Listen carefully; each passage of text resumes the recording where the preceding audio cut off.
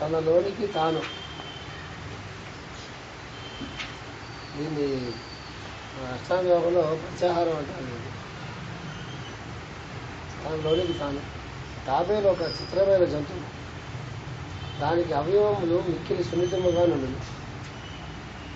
అవయవములు ఎంత సున్నితమో పీపు డిప్ప అంత పటిష్టము. అది స్వేచ్ఛగా చరించుచు ప్రతికూల పరిస్థితులు సంభవించినప్పుడు అవయవములలో డిప్పలోనికి లాగుతుంది. చడి చప్పుడు లేక ఇటు లాగుకొనుటను ఉపసంహరించుట అందురు. శతప్రజ్ఞుడు తన ఇంద్రియముల ప్రవృత్తులను తాబేలు వలె ఉపసంహరించుకున్నాడు. ఈ ఉపసంహరించుకుంటే అచ్చడికి మనస్సులోని గనిచో సాధ్యము కాదు. మనస్సే నీటి వలె చంచలమై 5 చిల్లుల కొండ వలె ఇంద్రియములలో నుండి వెలుపలి ఇంద్రియార్థముల మీదకు వణకబోసుకొనుచుంది. కనుక మనస్సు కన్నా వేరు సాధనం ఉండవలను. ఇది మేషారు ఇచ్చిన చాలా గొప్ప ఎగ్జాంపుల్స్లో ఇదొకటి. మేషారు కొన్ని ప్రత్యేకమైన ఎగ్జాంపుల్స్ ఉంటాయి. మంచుగడ్డలు, తాబేలు, ఇలాంటివి కొన్ని ప్రత్యేకమైనటువంటి ఎక్స్ప్లెనేషన్స్ మేషారు ఇచ్చుంటారు ఈ పుస్తకాల్లో. అవి మనసుకి బాగా పడితే ఉపనిషత్తులు అవి మనం చదువుకుపోయినా ఉంటాయి. ఉపనిషత్తుల వాటిల్లో వ్యాఖ్యానాలు మనం చదువుకుంటే ఏమవుతుందంటే అది చాలా ఫిలసాఫికల్గా అవుతుంది. జీవితంలోకి వచ్చేటప్పటికి అది మనకి అర్థం కావడానికి చాలా కష్టమైంది మన ఆ స్థాయిలో వెళ్తే తప్ప. మాస్టర్ గారి పుస్తకాల్లో ఉండే గొప్పతనం ఏంటంటే అంత గొప్ప విషయాన్ని కూడా ఒక చిన్న ఎగ్జాంపుల్ చెప్పి ఆ ఎగ్జాంపుల్ని చాలా బాగా అర్థమయ్యేటట్టుగా చెప్పి అందులో మళ్ళీ ఎగ్జాంపుల్ చిన్నగా ఉంటుంది కదా, ఎక్కడ మనం ఇంతే కదా అని అనుకుంటామో అని చెప్పి దానిలోంచి మళ్ళీ డెప్త్లో కూడా తీసుకుంటారు. అది మాస్టర్ గారు రెడీలో ఉండేటటువంటి చాలా గొప్ప విశేషం అనమాట. అది సాధన చేసుకునే వాళ్ళకి బాగా ఉపయోగపడుతుంది. సాధన చేసుకునేటటువంటి వాళ్ళకి జీవితంలో ప్రతి సన్నివేశంలోని కూడా వాడికి క్వశ్చన్ మార్క్ ఉంటుంది, వస్తుంది, షూర్గా వస్తుంది. దాన్నే మాస్టర్ అక్కడ ఇప్పటికి ఉపయోగించారో ముందు ఉపయోగిస్తాను, ఘర్షణ అంటారు. ఘర్షణ అది అంతర్ సంఘర్షణ అనమాట. ఇందువల్ల వీటిలో చెప్పే విషయాలేమో వినడానికి చాలా గొప్పగా అద్భుతంగా ఉంటాయి. నిజంగా జీవితంలోకి వచ్చేటప్పటికి అది అప్లై చేయాలంటే అది సాధ్యం కాదు. ఆ అప్లై చేయాలంటే ఎప్పుడో వాడు చేసే పనులు ఖచ్చితంగా చేయలేడు. వ్యాపారం చేయలేడు, ఉద్యోగం చేయలేడు, సంసారం చేయలేడు. అసలు సోషల్ డే టు డే లైఫ్లో నిజంగా ఇందులో వాళ్ళు చెప్పిన ప్రిన్సిపల్స్ ప్రకారంగా మనం జీవించాలంటే ఒక్క గంట కూడా జీవించడానికి మనకి అవకాశం లేదు. ఎందుకు? ఇవన్నీ ఆత్మకు ఉన్ముఖంగా ఉండేటువంటి సాధనలు. ఆత్మ సాధనలో అన్నీ వాడు విత్డ్రా చేసుకుని ముందుకు వెళ్తుంటాడు. విత్డ్రా చేసుకుని మనం ముందుకు ఎట్లా వెళ్తాం? మనం అన్నీ అంటించుకుంటూ ఉండాలి. మనం ప్రతిరోజు మనకి తెలిసిన, మనం నచ్చినా నచ్చకపోయినా, తెలిసినా తెలియకపోయినా, ఇష్టం ఉన్నా ఇష్టం లేకపోయినా జీవితం అంతా మనకి ఒక కాంప్రమైజింగ్తో గడుస్తూ ఉంటుంది. కాంప్రమైజింగ్తో గడుపుకుంటామని చెప్పి ఒప్పుకుంటావా? దానికి ఏదో ఒక రూల్ అప్లై చేస్తాం. ఇంత కాంప్రమైజ్తో నడుపుకుంటాం జీవితం మనకు గతిలేక, లేకపోతే మనకి వీలు పడకనే ఈ కాంప్రమైజ్ అవుతున్నాం. మనం వీలైనంత వరకు ఈ కాంప్రమైజ్ లైఫ్లో నుంచి బయటికి రావాలి. వీలైనంత వరకు ఈ సంసారంలోంచి వీటిలోంచి బయటికి రావాలి. వీలైనంత వరకు ఈ తాపత్రయాల్లోంచి బాధపంతుల్లోంచి బయటికి రావాలి. మనకి ఏ ఆల్టర్నేటివ్ లేక, గత్యంతరం లేక, జీవనోపాధి లేక, ఉద్యోగం పోతుందనో, వ్యాపారం నష్టం వస్తుందనో, దేనికో దాని గురించి మనం కాంప్రమైజ్ అవుతున్నాం రా అని మనం చెప్పుకుంటామా? మనం ఏం చెప్పుకుంటాం? ఖచ్చితంగా దానికి ఏదైతే చెప్పినట్లు అక్కడెక్కడ పెద్దవాళ్ళు చెప్పినట్లో వేరు కాంటెక్స్ట్లో వేరు కాంటెక్స్ట్, ఏదో కాంటెక్స్ట్లో వాళ్ళు చెప్పి దాన్ని పట్టుకొచ్చి మనం ఏం చేస్తాము? ఇప్పుడు మనున్న పరిస్థితుల్లో దాన్ని మనం అప్లై చేసుకుంటాం. అంటే అది ఈ జన్మకి కాదు కదా, వచ్చే జన్మకి కూడా ఈ మార్గంలోకి వాడు రాలేదు. అందువల్ల ఆ కాన్ఫ్లిక్ట్ ఎప్పుడు కూడా ఉంటుంది. కాన్ఫ్లిక్ట్తో డిస్సాటిస్ఫైడ్ కాన్ఫ్లిక్ట్ కాదు ఇది. తన ఒకవేళ అటిట్యూడ్ ఉన్నప్పుడు కూడా తనకు సాధ్యం కావట్లేదు అనేటటువంటి కాన్ఫ్లిక్ట్ తప్పదు. అక్కడి నుంచి నెమ్మదిగా అది డైల్యూట్ అవుతుంటుంది లైఫ్, డైల్యూట్ అవుతుంది. ఎందువల్ల ఒకసారి యాక్సెప్ట్ చేసాం అనుకోండి లైఫ్లోకి దాన్ని, అక్కడి నుంచి అది నెక్స్ట్ ఇంకొక కొమ్మ, ఆ కొమ్మకు ఆకు అక్కడి నుంచి కాయలు, అక్కడి నుంచి పళ్ళు అలా వెళ్తుంది. అందుకే మనం మహాత్మ చరిత్ర చదువుకుంటే చిన్నప్పుడే అన్నీ వదిలిపెట్టి వెళ్ళిపోయాడంట. ఇక్కడ ఇష్టం వాడు అసలు మొత్తం ఇట్లా ఉండదు అంటే ఏంటి, పూర్వజంలో వాడు బాగా స్ట్రగుల్ అయ్యి సరే బాబు వచ్చేవరో సరే అని అనుకోండి. స్ట్రగుల్ అంటే మనకున్న స్ట్రగుల్ అంతా మన తాలూకు అవివేకంతో వచ్చిన స్ట్రగుల్. నేను చెప్తున్న స్ట్రగుల్ వేరు. అది ఇది కలుపుకున్నా మళ్ళీ మనం అజ్ఞానంలోనే పడతాం. మన జీవితంలో మనకున్న స్ట్రగుల్స్ అన్నీ కూడా మన అజ్ఞానం చేత, మన సోమరపోతనం చేత, మన అహంకారం చేత, మన ప్రకృతుల చేత, మన ఆశల చేత 95% ఆఫ్ అవర్ స్ట్రగుల్ అది వాటికి సంబంధించింది. నేను చెప్తున్న స్ట్రగుల్ కాదు. ఆ స్ట్రగుల్ వేరు, స్ట్రగుల్ వేరు. నేను చెప్తున్న స్ట్రగుల్ వేరు. మాస్టర్ సంఘర్షణ ఎప్పుడు వాడతారు, ఇప్పుడు వాడేసారో ముందు వాడతారు. అది చాలా గొప్ప. ఎందుకంటే నిజంగా అలా లీవ్ చేద్దామని అనిపించడం అనేది జీవితంలో ఒక ఇట్లాంటి లైఫ్. ఆత్మసాధన అని ఒకటి ఉన్నది, బ్రహ్మ విద్య అని ఒకటి ఉన్నది, ఆత్మసాధన అనేది ఒకటి ఉన్నది. దాంట్లోకి వెళ్ళాలంటే ఇవన్నీ వదలడానికి సాధ్యం, మనకి వదలడానికి సాధ్యం కాదు. వదలక్కర్లేదు అని చెప్తారు మాస్టర్ గారు. వదలక్కర్లేదు అని చెప్పిన తర్వాత వదలకుండా అందులోకి వెళ్ళడం సాధ్యం అంటే, రోజులో కాలు పెట్టిన తర్వాత కడుక్కున్న దొరకు కంపు కొడుతున్నాడు. మొదలో మాత్రం భగవంతుడు లేడా అంటే పక్కవాడు వచ్చి కడుక్కుండా బయటికి పోతామంటే, మొదలో భగవంతుడు లేడా అజములోపాఖ్యానం మనకి ఏం చెప్పింది, అధిగమోపాఖ్యానం మనకి ఏం చెప్పింది. ఉపాఖ్యానం చెప్పారనుకోండి, ఇంట్లో తలుపేసి కూర్చొని చదువుకోవా, ఇక్కడ కాదు, ఇది సొసైటీ, ఇది కంపు కొడుతుంది బయటకు పో. సో ఇది భగవద్గీత, అవన్నీ భగవద్గీత కానీ, జ్ఞానవాసిష్ట కానీ, అవధూత గీత కానీ, ఇవన్నీ ఏంటంటే తెంచుకుని ముందుకెళ్ళేటటువంటి. మనం తెంచుకోవడం కుదరదు, మనం పెంచుకుంటూ ఉంటాం. ఒకవేళ మనం పెంచుకోకుండా తెంచుకుందాం అనుకున్నా, తెంచుకుందాం అంటే ఎక్కువ పెరుగుతాయి. ఇక విచిత్రమైన మార్గం ఇది. అక్కడ దాకా మనం వెళ్ళాం కాబట్టి మనం హాయిగా మనం ఉపరేస్తాం.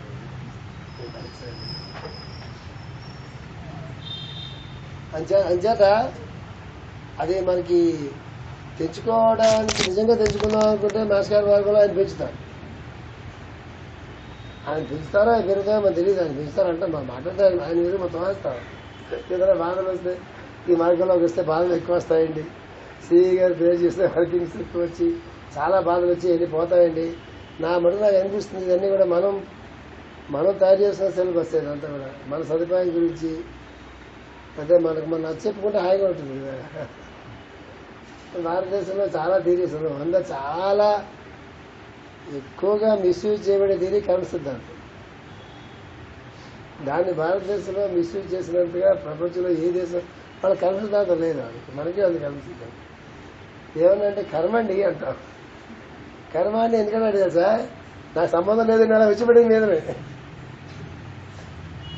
నాకు సంబంధం లేదండి, చాలా బుద్ధిమంతుడిని మంచివాడిని, ఇట్లా వచ్చి పడింది సార్ అంటే. అంటే సిఈ గారి మార్గంలోకి వస్తే ఏమంటాడు, కర్మ క్షాళం అయిపోతుంది సార్, మా మాస్టర్ గారు మాకు క్విక్ అయిపోతుంది సార్, అందుకే సార్ నాకు ఇది బాధ అంటే. అవైలబుల్గా ఏ థీరీ వాడికి దగ్గరగా ఉంటుందో దాన్ని పట్టుకుంటాడు. అదే కంఫర్టబుల్గా ఉంటుంది వాడికి.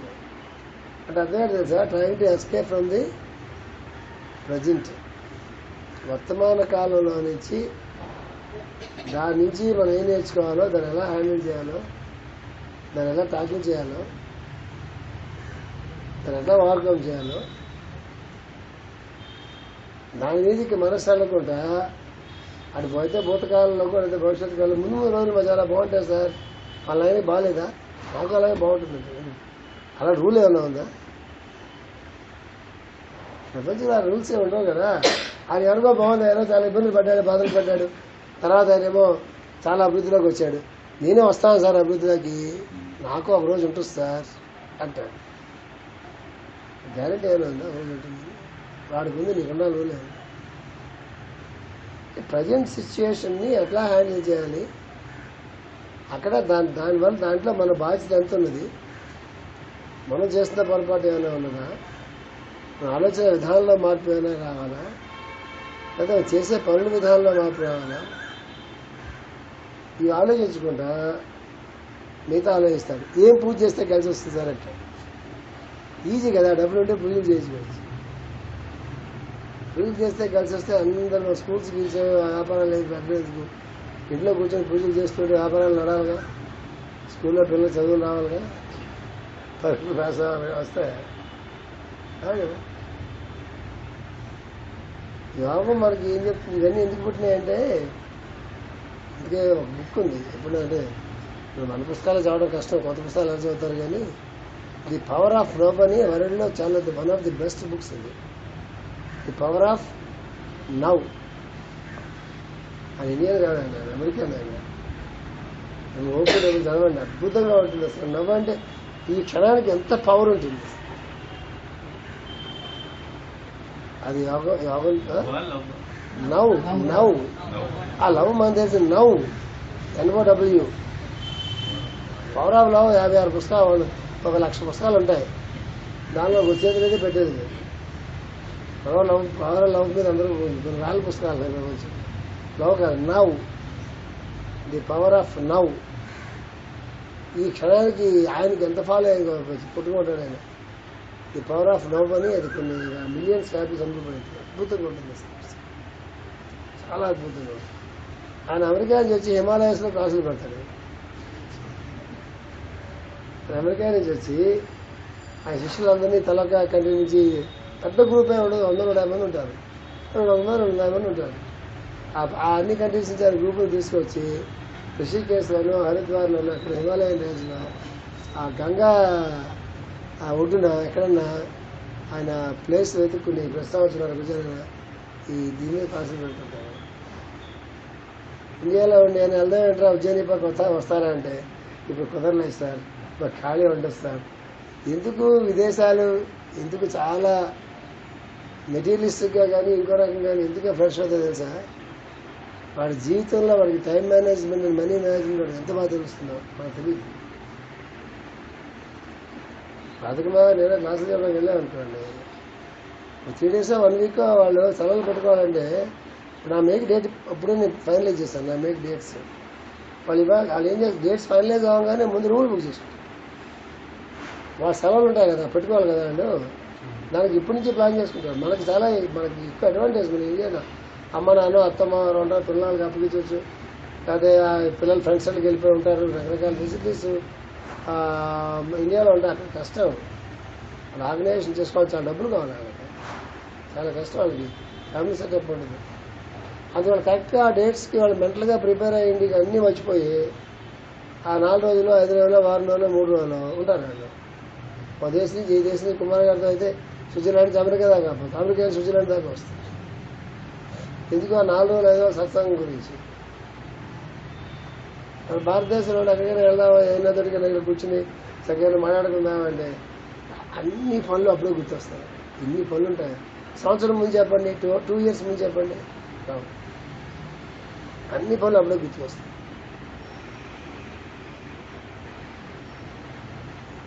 ఏం చేద్దాం తెలుసా మీకు, ఇది ఆ మేనేజ్మెంట్, ఈ టైం మేనేజ్మెంట్, ఆ లైఫ్ మేనేజ్మెంట్ తెలియకపోతే వాడు దేన్ని లైఫ్లో మేనేజ్ చేసుకున్నాడు.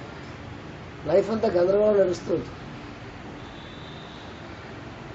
ఆ సంవత్సరం రోజులు, ఒక 6 రోజులు 5 రోజులు 4 రోజులు ప్రత్యేకంగా ఒక ధ్యానం గురించో మరొక దాని గురించో ప్రశాంతంగా అంటే ఏంటి, డే టు డే లైఫ్లో మనకుండే బిజీలు, మనకుండేటటువంటి ఈ బాధరబందీలు, గందరగోళాల నుంచి అన్నింటి నుంచి కూడా దానికి ఒక బ్రేక్ ఇచ్చి ఒక వారం రోజులో, ఒక 10 రోజుల్లో, సంవత్సరంలో ఒక వారం 10 రోజుల్లో ప్రత్యేకంగా దాని మీద ఉంటే అది లోపుకెళ్తుంది.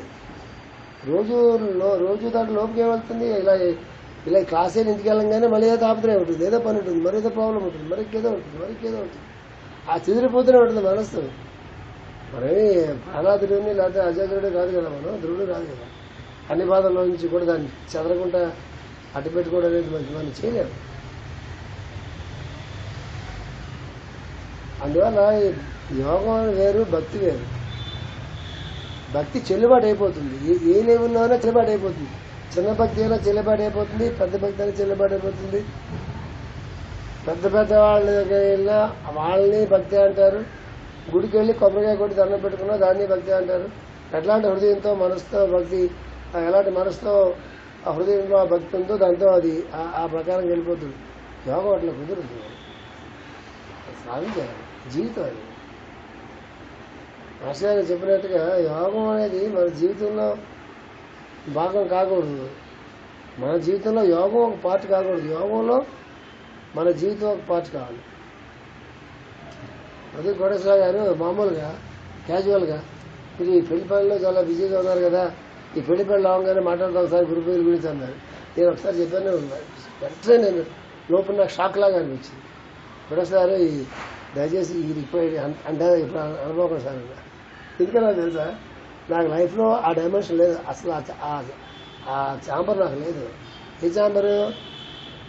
మా పిల్లల పెళ్లి గురించి, నా ఆరోగ్యం గురించి, మనోదాయ గురించి, నా ఫ్యామిలీ గురించి, వాటి గురించి నాకు అప్పగించబడే పనులు ఏవి మాన్న అకేషన్ నా లైఫ్లో లేవు, రావు కూడా. Program life is program like that. నేను చాలా మాటలు చెప్పాను మీకు. కొన్ని ఆఫీసులో కంప్యూటర్స్ ఉంటాయి. ఆ కంప్యూటర్లో కేవలం ఒక ప్రోగ్రామే ఉంటుంది. మీరు బ్యాంక్స్ వాటికి వెళ్ళి సార్ నా మెయిల్ చూసుకోవచ్చా అంటే కుదరదు. అలా డిఫాల్ట్ ప్రోగ్రామ్ అని ఆ బ్యాంకుకి కంప్యూటర్ ఇస్తూనే ఆ ప్రోగ్రామ్తో మాత్రం ఇస్తారు. ఆ ప్రోగ్రాంలో ఇక నా అకౌంట్లో వేసుకోవచ్చా, చూసుకోవచ్చా, మా తమ్ముడే కదా అంటే కుదరదు. దాంట్లో మిగతా సాఫ్ట్వేర్ ఉండదు, ఆ ఒక్క ప్రోగ్రామే ఉంటుంది, వేరే సాఫ్ట్వేర్ దాంట్లో ఉండదు. అట్లా లైఫ్ ఎప్పుడో కాబట్టి ప్రతి ఒక్కరికి రావాలి. దాన్నే అక్కడి నుంచి లోపుకెళ్ళడం చాలా ఈజీ. ఇన్ని ఛాంబర్లు ఉంటే పోస్టల్ డిపార్ట్మెంట్లో అన్ని ఛాంబర్లు ఉంటే లోపుకెళ్ళడం కష్టం, చాలా కష్టం.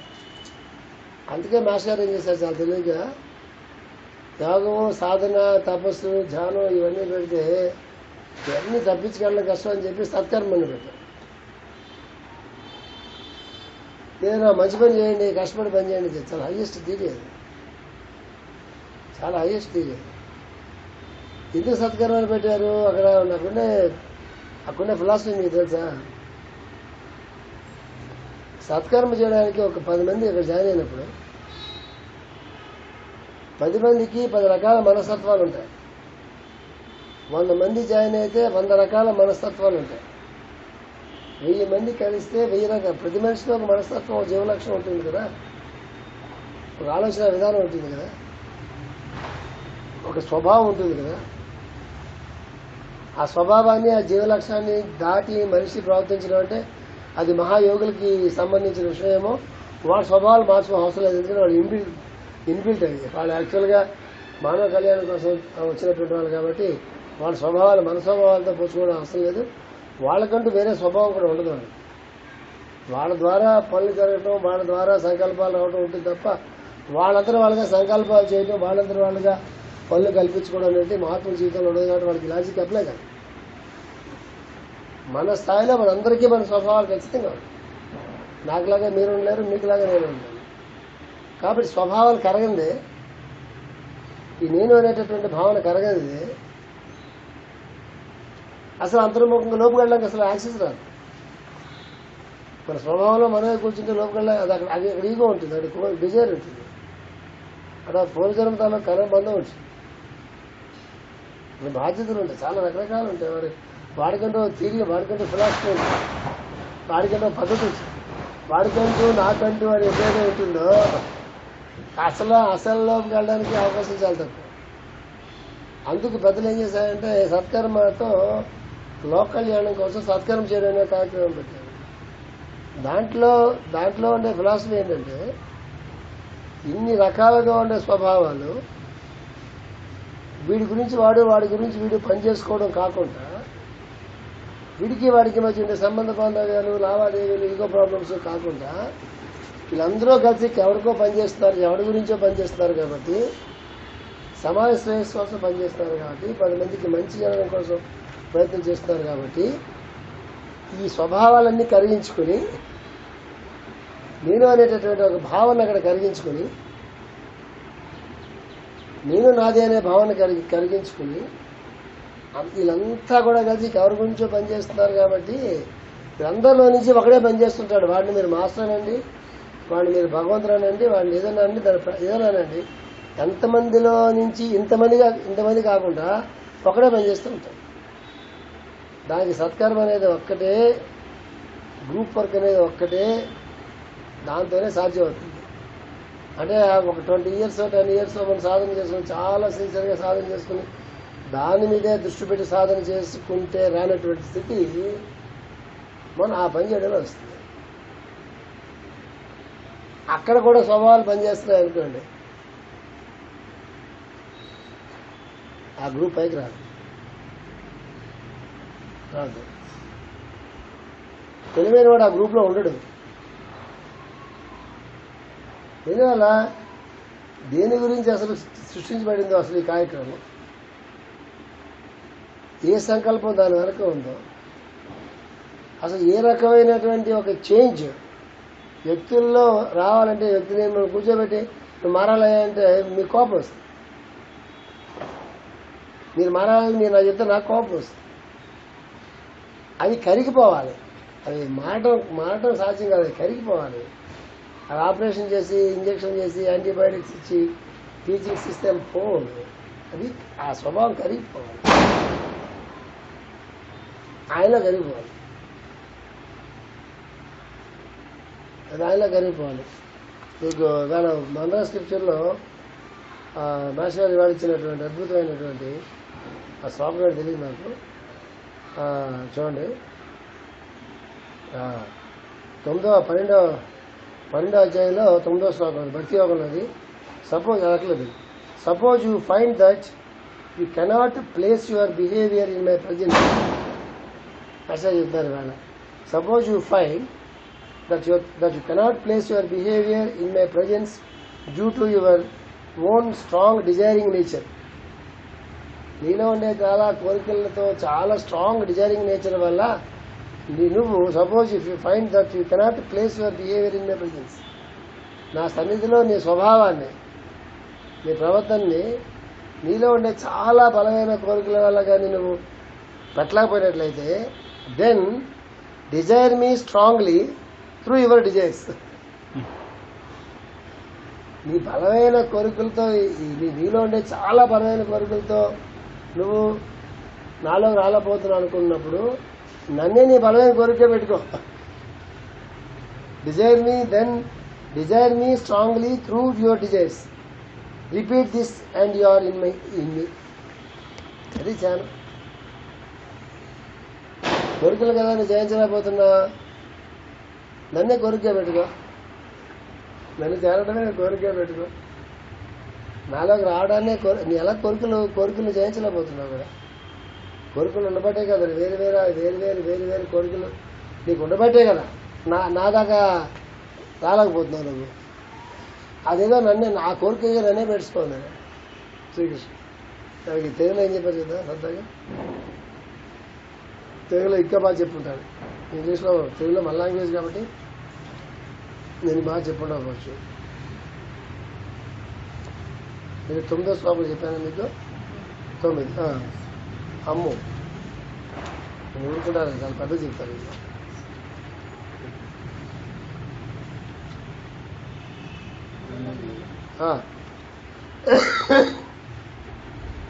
ఏ రూపమునైనను నా యందు ఆవేశము చేయబడిన చిత్తముతో జీవించే వారికి నేను అచిర కాలంలోనే వశమవుతుంది.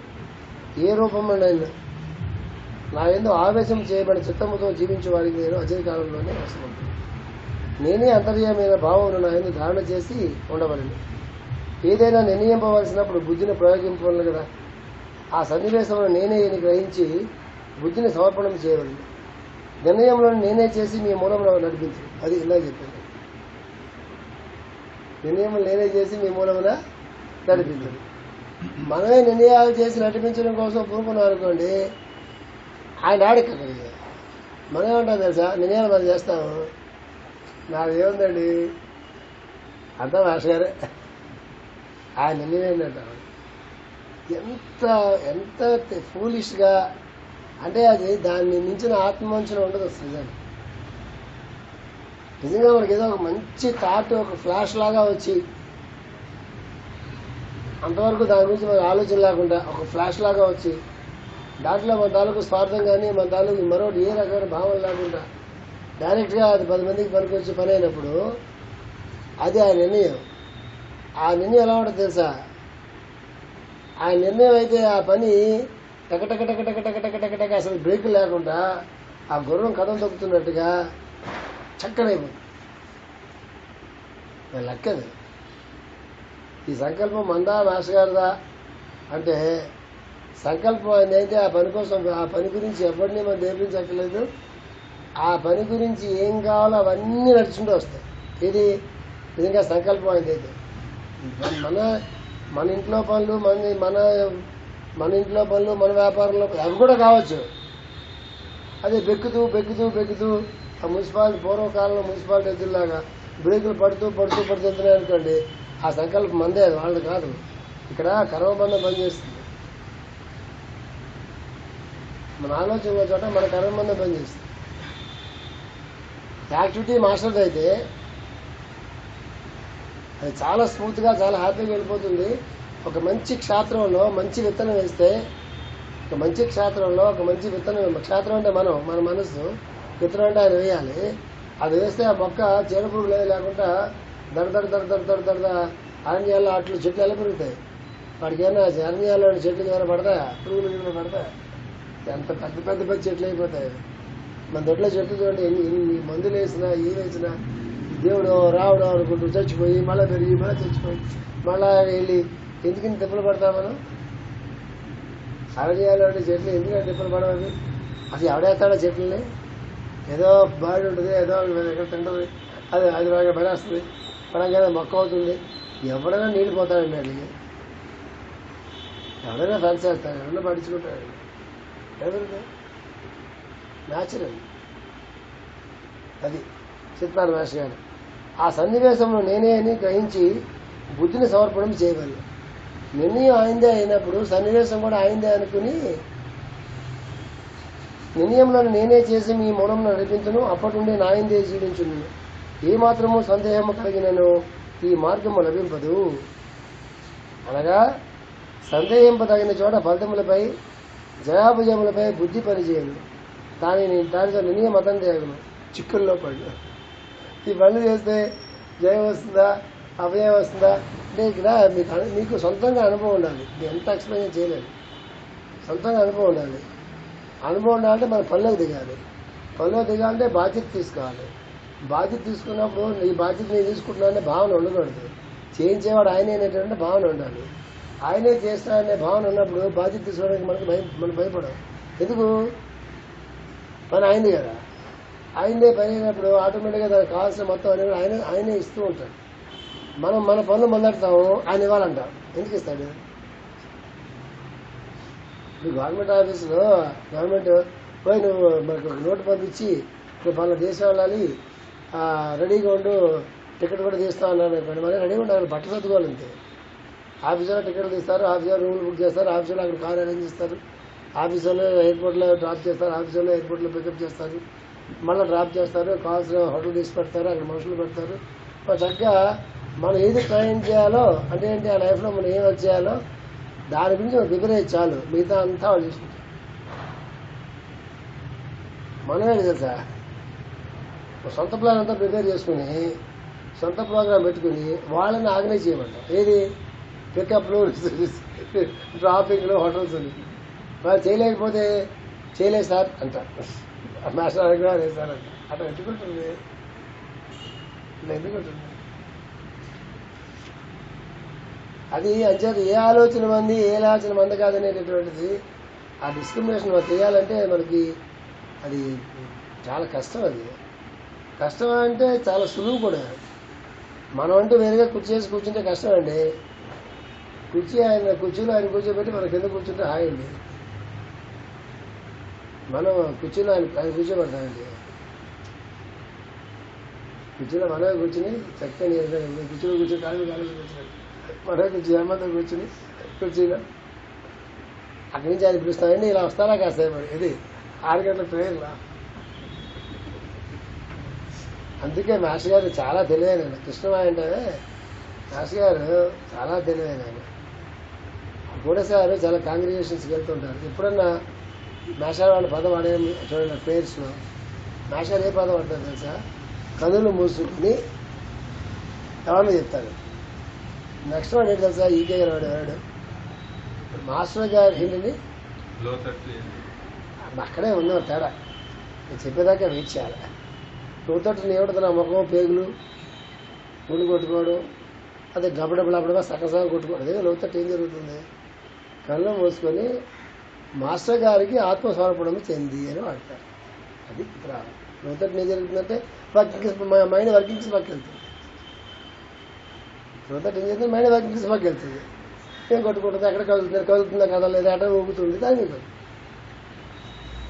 ఆ తాట చెప్పడం చెప్పాను. కళ్ళు మూసుకొని మాస్టర్ గారికి అప్పుడు లోతట్టో గాడిది కూడా ఆత్మస్వరూపం చేస్తే లోతట్టు ఏముంది నా మొక్కం?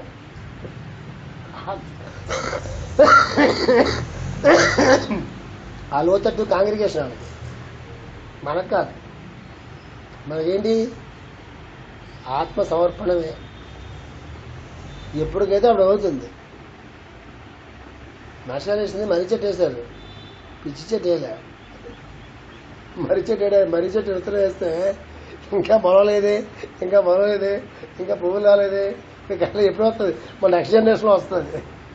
మన అదృష్టం బాగుంటే మనం బతుకుంటుండగా నా పొడి వేస్తే నేను నెక్స్ట్ బర్త్కి చూసుకోవాలి. నేను చిన్నపిల్లలు ఎవరిని వేస్తే కొంచెం ఇటు రావి చెట్టు వరి చెట్టు వేస్తే, పిచ్చి చెట్టు వేస్తే మనం ఉంటుండగానే వస్తే మన ఉంటుండగా పోతుంది. రెండు జరుగుతాయి.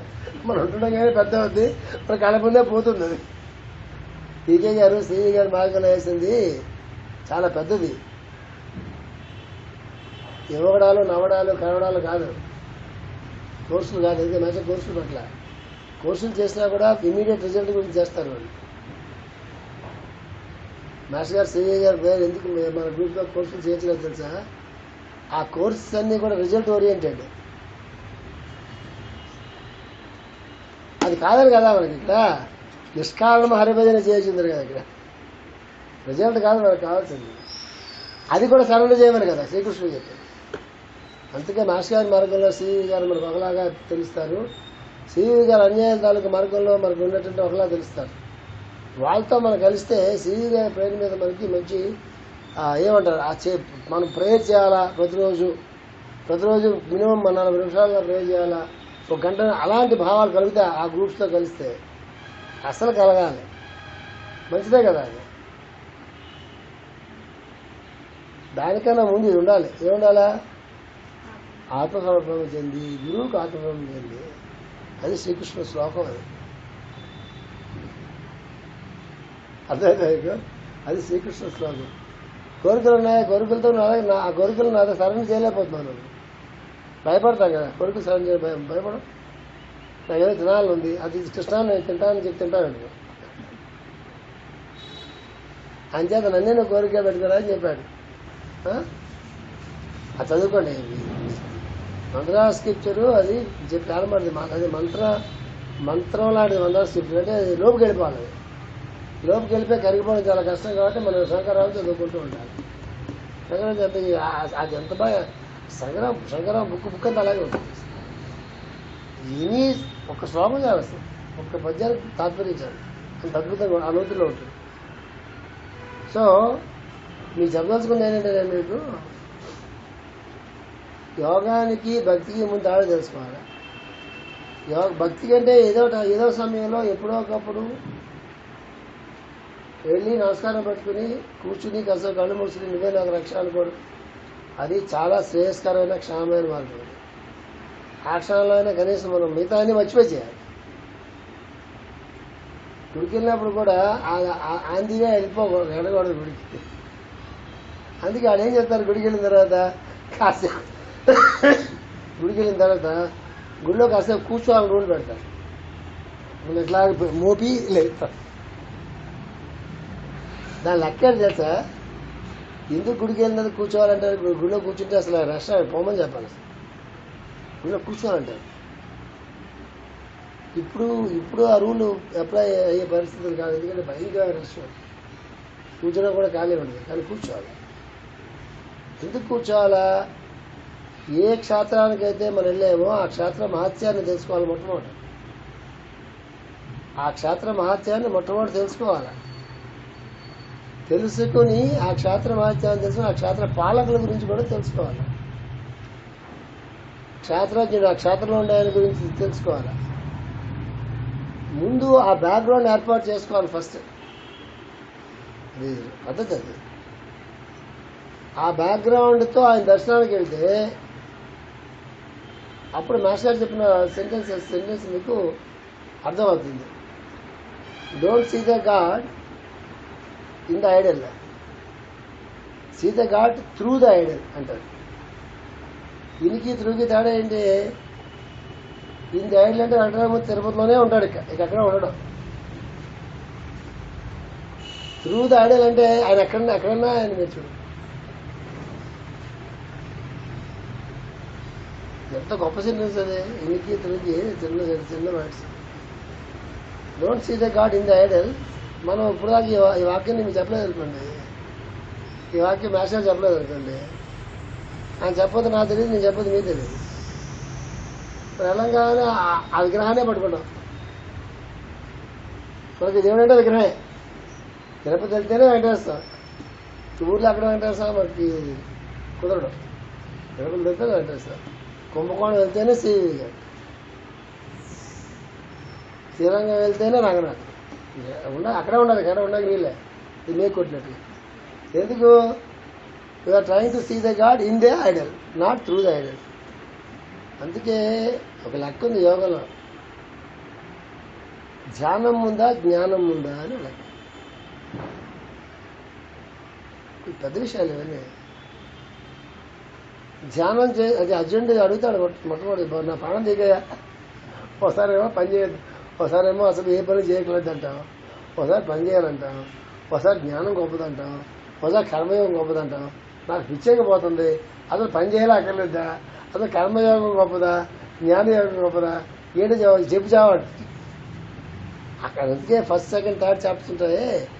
నిజంగా ఎవరైనా సాధనలోకి వెళ్ళదలుచుకున్నప్పుడు జీవితాంతం 3 చాప్టర్లు చదువుకోవాలి. ఆ 3 చాప్టర్లోనే మొత్తం అదే 3 చాప్టర్ మిగతా చదువుతారు కాదు. లైఫ్లో సాధనలో ఎర్రర్స్ లేకుండా, సందేహాలు లేకుండా సాక్షాత్తు మన జీవితాన్ని మనం జీవించుకుంటున్నప్పుడు ఎటువంటి సందేహం వచ్చినా కూడా సమాధానం ఆ 3 చాప్టర్లో ఉంటుంది. మిగతాదంతా కూడా హైయర్ లెవెల్లో ఉంటాయి. అర్జునుడి రూపంగా వ్యాస అడిగాడు, అర్జునుడు అడుగుంటాడు అనుకోండి, అర్జునుడు అడుగుతాడు. ఆయనతో పాటు ఈయన కూడా తెలిసి తపస్సు చేసినటువంటి అనేక జన్మల్లో నా నరుడిగా ఆయన ఇంకా డౌట్లు ఉంటాయి అర్జునుడికి. అర్జునుడు ఏం డౌట్లు అడుగుంటే శ్రీకృష్ణుడు చెప్పుడు. వ్యాసుడు ఏం చెప్పాడంటే, శ్రీకృష్ణుడు అర్జునుడికి ఏదో ఆ భాగవత సారం, భగవద్గీత సారాన్ని ఉపదేశం చేస్తే, కర్తవ్యోపదేశం చేస్తే మనకు అర్థం కాదని చెప్పి ఆయన అర్జునుడు అనే పాత్ర ఎలా ఉంది కాబట్టి అక్కడ ఒక గుడ్డివాడు, ధృతరాష్ట్రుడు, సంజయుడు, తర్వాత కృష్ణుడు అర్జునుడిని పెట్టి అర్జునుడు అడుగుతున్నట్టుగా ఆయన చెప్తున్నట్టుగా ఇద్దరు ఒక డ్రామాటిక్గా ఆయన తయారు చేస్తారు. నేను అర్జునుడికి నేను చిన్న ఉంటుంది సార్ అంటే అట్ట కాదు, అది అట్ట ఉండదని అనుకోను. అది అందువల్ల పెద్ద ఎగ్జాంపుల్ మెసేజ్ ఏం చెప్పారంటే, ఇంద్రియాలని మనస్సుని ఎట్లా అదుపు చేసుకోవాలి అని చెప్పి ఇక్కడ దీన్ని తనలోనికి తాను అని హెడ్డింగ్స్ మాస్టర్ పెట్టింది కాదు. ఇదే ఎగ్జాంపుల్ అండి. మీరందరూ నేను చెప్పబోతే ఏమంటారు, హెడ్డింగ్ మాస్టర్ పెట్టారు. శ్రీకృష్ణుడు 7వ శ్లోకాలు శ్రీకృష్ణుడు చెప్పాడని మనం అనుకునేటట్టుగా ఈ హెడ్డింగ్స్ అని మాస్టర్ పెట్టి కాదు, నరసరం పెట్టాడు. తనలోనికి తాను రహస్యాన్ని పెట్టాడు. తర్వాత అనుకుని ఇలా కంటిన్యూస్గా వ్యాసలాగా అయిపోతుంది. శ్లోకాలు కూడా మధ్యలో లేవు కదా, ఇక వ్యాసలాగా అయిపోతుంది, అని చెప్పి ఏం చేశారు అంటే జాగ్రత్తగా కూర్చుని వాడు పెట్టాడు హెడ్డింగ్స్ అన్ని దానిలోనికి దాన్ని ప్రత్యాహారం అని అష్టాంగాల్లో పతంజలి అష్టాంగాల్లో ప్రత్యాహారం అని ఉంటుంది, ప్రాణాయామం ప్రత్యాహారం అని ఉంటుంది. దానిలోనికి తాను చెప్తున్నారు. మాస్టర్ అద్భుతమైనటువంటి ఒక వివరణ ఇచ్చారు, ఎగ్జాంపుల్ ఇచ్చారు. ఏంటి? తాబేలు ఇచ్చారు. తాబేలుకి అద్భుతం కదా, కూర్మావతారం కదా, అందుకని గొప్ప ఎగ్జాంపుల్ ఏమంటుంది. దానికి ఎగ్జాంపుల్ ఏమి ఇచ్చారంటే తాబేలు తాలూకు ఎప్పుడైనా తాబేలు ముట్టుకోకండి. తాబేలు నోటితో చేయబట్టకూడదు, కరుస్తుంది. అది కరిస్తే మంచిది కాదు. తాబేలు ఎప్పుడైనా మీరు కాళ్ళు గీళ్ళు ఎప్పుడైనా ఎదురాలా టచ్ చేయడానికి అవకాశం కలిగితే తాబేలు ఎందుకు పాము ఉంటుందా, ఆ పాము టచ్ చాలా బాగుంటుంది, మనం టచ్ చేయలేము, భయపడతాం. ఫారెన్లో ఇళ్ళలో పాములు పెంచుకుంటారు, నాయన పాయిజన్ స్నేక్స్ పెంచుకుంటారు. ఆ స్నేక్స్ ఇళ్ళని తిరుగుతుంటాయి, హ్యాపీగా తిరుగుతుంటాయి. రాత్రులు ఎక్కడ పెడతారు, పడుకుంటాయి, ఎక్కడ ఫుడ్ పడేస్తారు. చచ్చే భయం బాగుంటాయి. ఇప్పుడు చిన్న అమ్మాయి నిధులు నీకు అంత భయం బాగుంటే మా ఇంటిరా, ఆ పావును పట్టుకెళ్ళి ఒళ్ళో పడేస్తాను, అది ఒళ్ళంతా బాగుంది. ఆ బాగితే ఆ టచ్ ఎంత అందంగా ఉంటుందో, అసలు ఆ టచ్ ఎంత హాయిగా ఉంటుందని తెలియదు. ఒకసారి ఆ పావుతో టచ్ నీకు వస్తే నీకు భయం పోతుంది. లెక్చర్ ఇస్తా కదా, నువ్వు పావు అంటే భయపడతావని. దానికి 8 years ఉంటాయి. అశుభ్రంగా పావును పట్టుకొచ్చి ఒళ్ళు వేసుకుంటుంది. అది మొత్తం అంతా పాకుద్ది, కిందకి వెళ్తుంది, పైకి వెళ్తే మూలు పడుకుంటుంది. ఇవి రాత్రి తొక్కేరే అంటే మీరు తొక్కే చోట మీరు తొక్క లైట్ వేసుకు వస్తాం కదా, తెలిసిపోతుంది. రాత్రి ఎక్కడ పడమో తెలిసిపోద్ది, లేదా పైకి పడుకుంటుంది. నేను లెక్చర్ ఇవ్వగలను కానీ పాము మీద పెట్టుకోగలను. అంటే మన జీవితం అంత చాలా అధమాధమైన. మన విశ్వప్రామం గురించి మాట్లాడతాం, విశ్వప్రామం గురించి మాట్లాడితే మన పాములో భగవంతుడు ఉండా? యోగులు అందరూ నిలబెడితే పాములు వెళ్ళిపోతే వాళ్ళు పట్టించుకోరు కదా, వాళ్ళు చంపేస్తాం. వాళ్ళు చంపరు. ఎందుకు? దాంట్లో ఆ విష జంతువుల్లో కూడా, ఆ క్రూర జంతువుల్లో కూడా వాళ్ళు భగవంతుడిని చూస్తారు కాబట్టి అవి కూడా అలాగే ప్రవర్తిస్తాయి. వాళ్ళు చూడగానే భయం వేస్తాయి కాబట్టి అవి మన మీదకి వస్తాయి. అదే మీకు మనం చెప్పే థియరీస్ ఏదైతే ఉంటాయో అవి చాలా ఎల్కేజీ యూకేజీ లెవెల్స్లో కూడా మనం టెస్ట్ చేయబడక, కానీ మనం ఎల్కేజీ యూకేజీ లెవెల్లో కూడా ఆ థియరీస్లో కూడా వెళ్ళలేము. నిజంగా చెప్పుకుంటాం. ఎగ్జాంపుల్ ఏం చెప్తున్నారు మాస్టర్ గారు? తాబేలు తాలూకు అవయవాలు చాలా స్మూత్గా ఉంటాయి. ఏదైనా ఆపద వస్తుంది అనుకోండి, తాబేలు ఏం చేస్తుంది? నమ్మని ఇది విత్డ్రా, దానికి మంచి వర్డ్ ఉంది, విత్డ్రా చేయమంటారు. ఇంగ్లీష్ వర్డ్ చాలా బాగుంటుంది, ఉపసంహరించుకోవడం తెలుగులో అంటారు. విత్డ్రా. ఆ తలను లాగేసుకుని 5 ఒకసారి లాగు, డిప్పలాగా అయిపోతుంది. ఆ డిప్ప మీద మీరు రాయి పెట్టుకోవటండి. జిడ్డు కృష్ణమూర్తి గారు ఇదే విషయాన్ని ఎగ్జాంపుల్ చెప్పుకుంటా, ఆయన 12th yearలో, ఆయన 12వ సంవత్సరంలో at the feet of the master అని ఒక చిన్న బుక్ రాశారు. పరమ గురువు చరణ సన్నిధి తెలుగులో కూడా చిన్న బుక్ వచ్చింది. At the feet of the master చాలా అద్భుతమైన బుక్. ఆ పుస్తకాలు కొన్ని 100 పుస్తకాలు అందరికీ నేను ప్రయోజనం చేస్తుంటాను. నా చిన్నప్పుడు దీనికి సరస్థాయిలో చిన్నప్పుడు ఎన్నిసార్లు చెప్పుకున్నాను ఆ పుస్తకాన్ని. అద్భుతమైన పుస్తకం. అందులో ఆయన ఒక వాక్యం రాస్తారు. ఆయన 12th yearలో రాశారు. ఇంత బుక్ ఉంటుంది, చిన్న బుక్. గట్టి చేస్తే అరగంట పావుడు పడుతుంది. అదే రాశారు తెలుసా? చాలా సామాన్యమైన విషయాల్లో అసలు పట్టించుకోదు.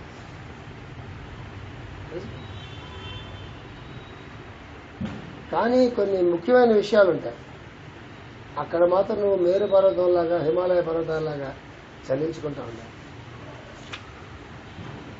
మామూలుగా చిన్న చిన్న సామాన్య విషయాలు ఉంటాయి కదా, అసలు వాటి వదిలేసే వెళ్ళిపోతాయి.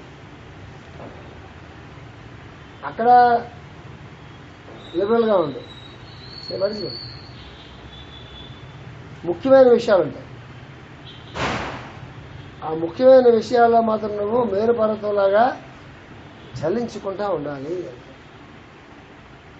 కరెక్ట్గా మన లైఫ్లో రివర్స్ ఉంటుంది. మనం ప్రతి చిన్న విషయాన్ని పట్టించుకుని సంసారాన్ని, జీవితాన్ని, సమాజాన్ని అన్నిటినీ డిస్టర్బ్ చేస్తూ ఉంటాం. అసలు విషయాలు పెద్ద ఉంటాయి, అక్కడ చాలా ఈజీగా ఉంటాయి. పట్టించుకో. అక్కడ పట్టించుకోవాలంటే నాకు చాలా కరేజ్ కావాలి, చాలా కరేజ్ కావాలి, ధైర్యం కావాలి, వైరాగ్యం కావాలి, నిర్భయత్వం కావాలి, ఒక ప్రిన్సిపల్ కావాలి జీవితంలో. చాలా కావాలి. అక్కడ నిర్భయత్వంగా నిలబడాలంటారు. అంటే అట్లాంటి అకేషన్స్ మన జీవితంలో రావు. అట్లాంటి సిచ్యువేషన్ నిలబడి అలాంటి అకేషన్ బోర్డర్లో నిలబడేంత అకేషన్ మనకు వస్తుంది. ఆ ధర్మం కోసం నిలబడే అకేషన్ మనకు వస్తుంది. మా గ్రూప్లో ఒక అమ్మాయికి ఒక ఆమెకి రిజిస్టర్ ఆఫీస్లో సబ్ రిజిస్ట్రార్ పోస్ట్ వచ్చింది. ఇచ్చే ప్రమోషన్ వచ్చింది. 2 times ఆఫర్ చేసి నేను జాబ్ రిజైన్ చేస్తాను కానీ ఆ జాబ్ నేను చేయను. సూపరింటెండెంట్ పోస్టులో అడ్డుపట్టాను. నాకు ప్రమోషన్ అక్కర్లేదు. మీరు అంతకన్నా ఇన్సిస్ట్ చేసి ప్రమోషన్ తీసుకోవాలనుకున్నట్లయితే అది రిజైన్ ది జాబ్ అంది. ఏది సబ్ రిజిస్ట్రార్ పోస్ట్ రిజిస్టర్ ఆఫీస్లో 50 లక్షలు ₹1 కోటి లంచం ఇస్తారు. ఆ పోస్ట్ కావాలని ఫైలింగ్ చేస్తారు. అందరికీ వద్దండి. గట్టిగా ఇన్సిస్ట్ చేస్తే ఏం చేస్తారు? ఈ రేట్ నాకు తీసుకెళ్తారు.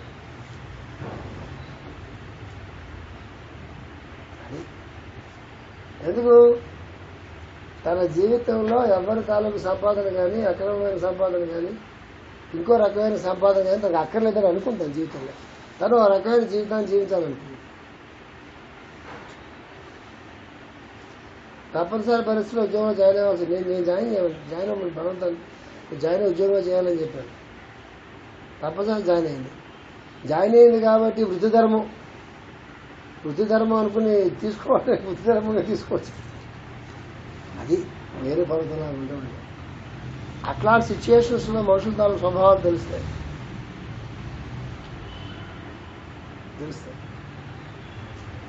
ఆ సిచ్యువేషన్ రాకపోతే మనం డబ్బుదే ఉందండి మనతో వస్తుందా?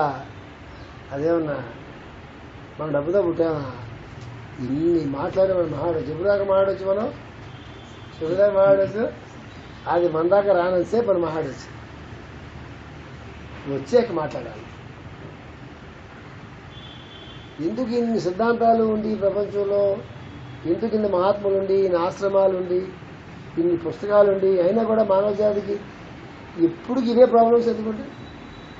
ఉండకూడదు కదా.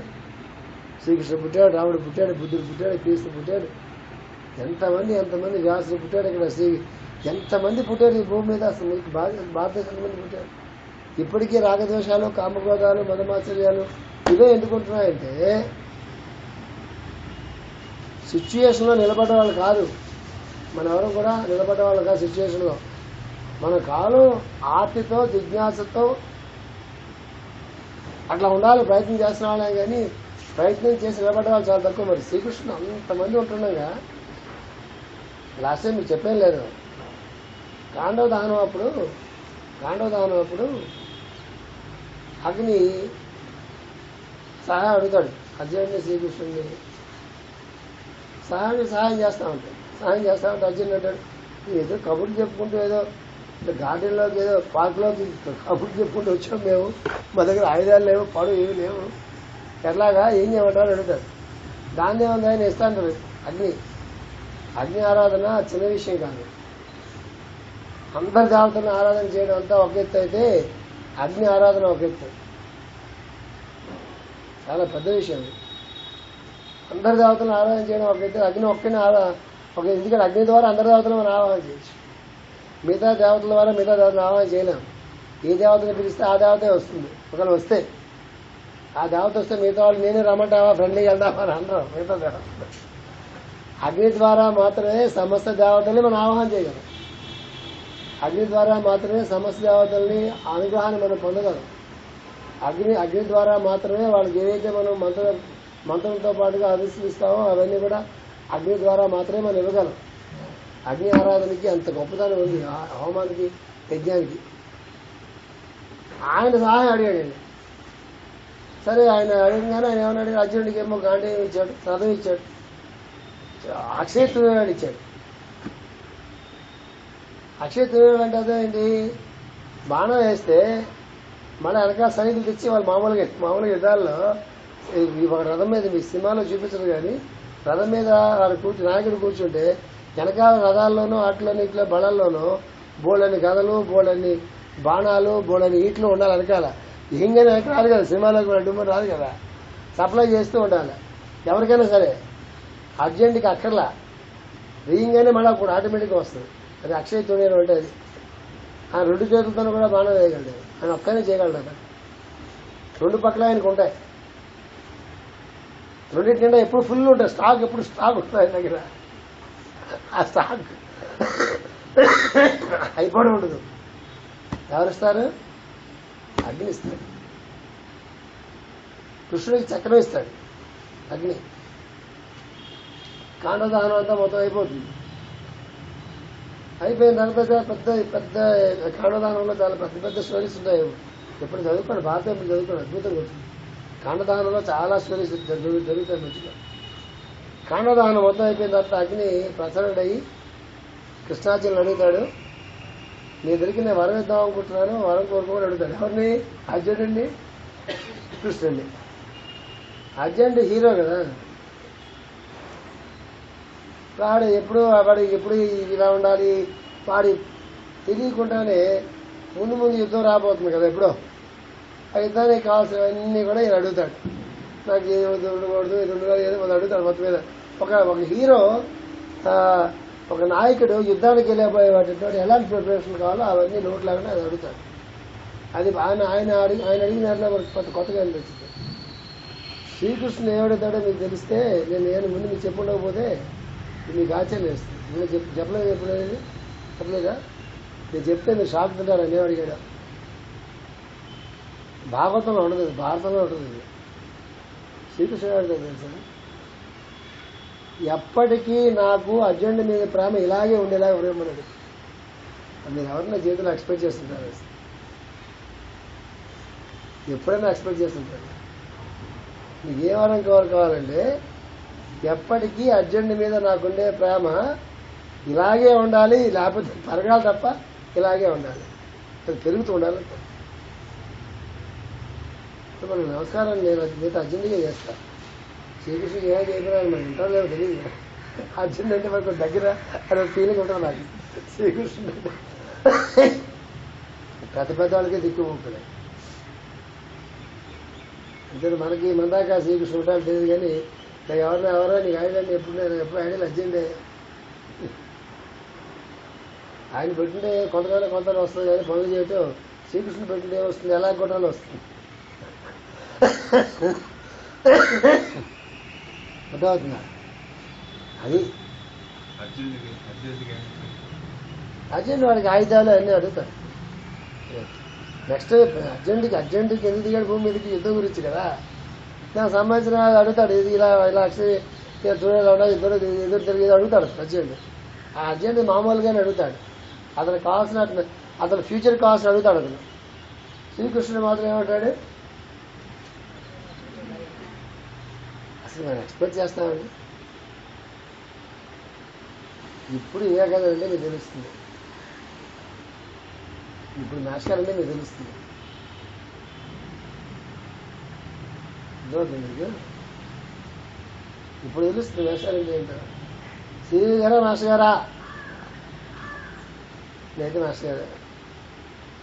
కృష్ణుడా అర్జునుడా? నాకైతే అర్జునుడే సార్. కృష్ణుడు తర్వాత చూసుకుంటాను. రామకృష్ణ వివేకానందుడా? నాకైతే వివేకానంద సార్. పని చేసుకోవాలి కదా మనం, కళ్ళు మూసుకుని కదా మనం. వివేకానందుని మాటలు చెప్పాలంటే కళ్ళు మూసుకొని ధ్యానం చేసుకోవాలి కదా. కావాల్సింది ఇవాళ భారతదేశానికి కళ్ళు తెరిచి సమాజానికి ఏం కావాలో చూసి ఆ రకంగా పనిచేసేవాడు కావాలి, కర్మయోగులు కావాలంటే ఆయనే కావాలి. నాకైతే ఆయనే కావాలి.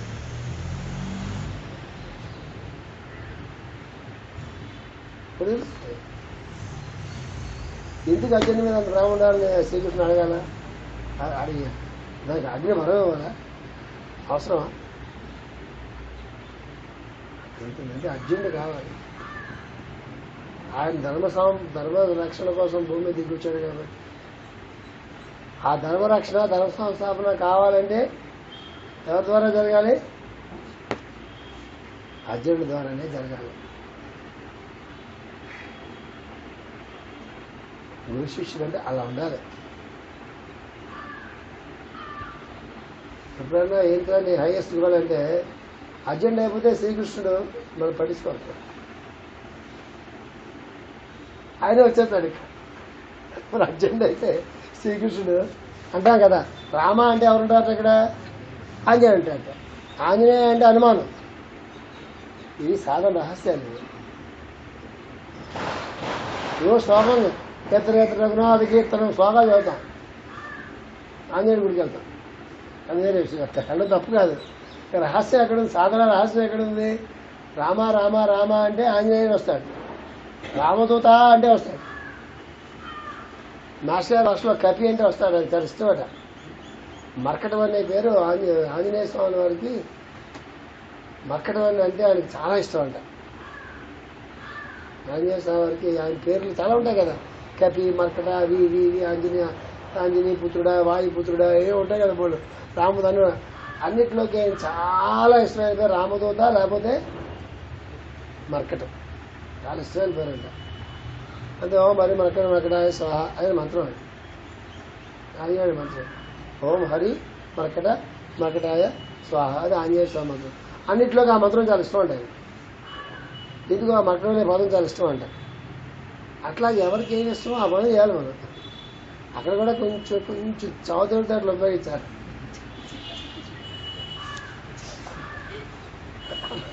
మనకున్న అవే కదా. శ్రీకృష్ణుడు మనకి ఏం చెప్పాడు ఇందాక శ్లోకంలో? ఎలాగో నీ కోరికల నుంచి చావలేకపోతున్నావు, ఆ కోరికలతో పాటుగా నా దగ్గర ఆ కోరికలు ఇక్కడ వదిలిపెట్టలేకపోతున్నావు, ఆ కోరికతో నన్నే పెట్టుకోవాయా అన్నాడు. అంటే నన్నే కోరుకోవడం పెట్టుకోవాయా అన్నాడు. అది పొట్టున్నారు.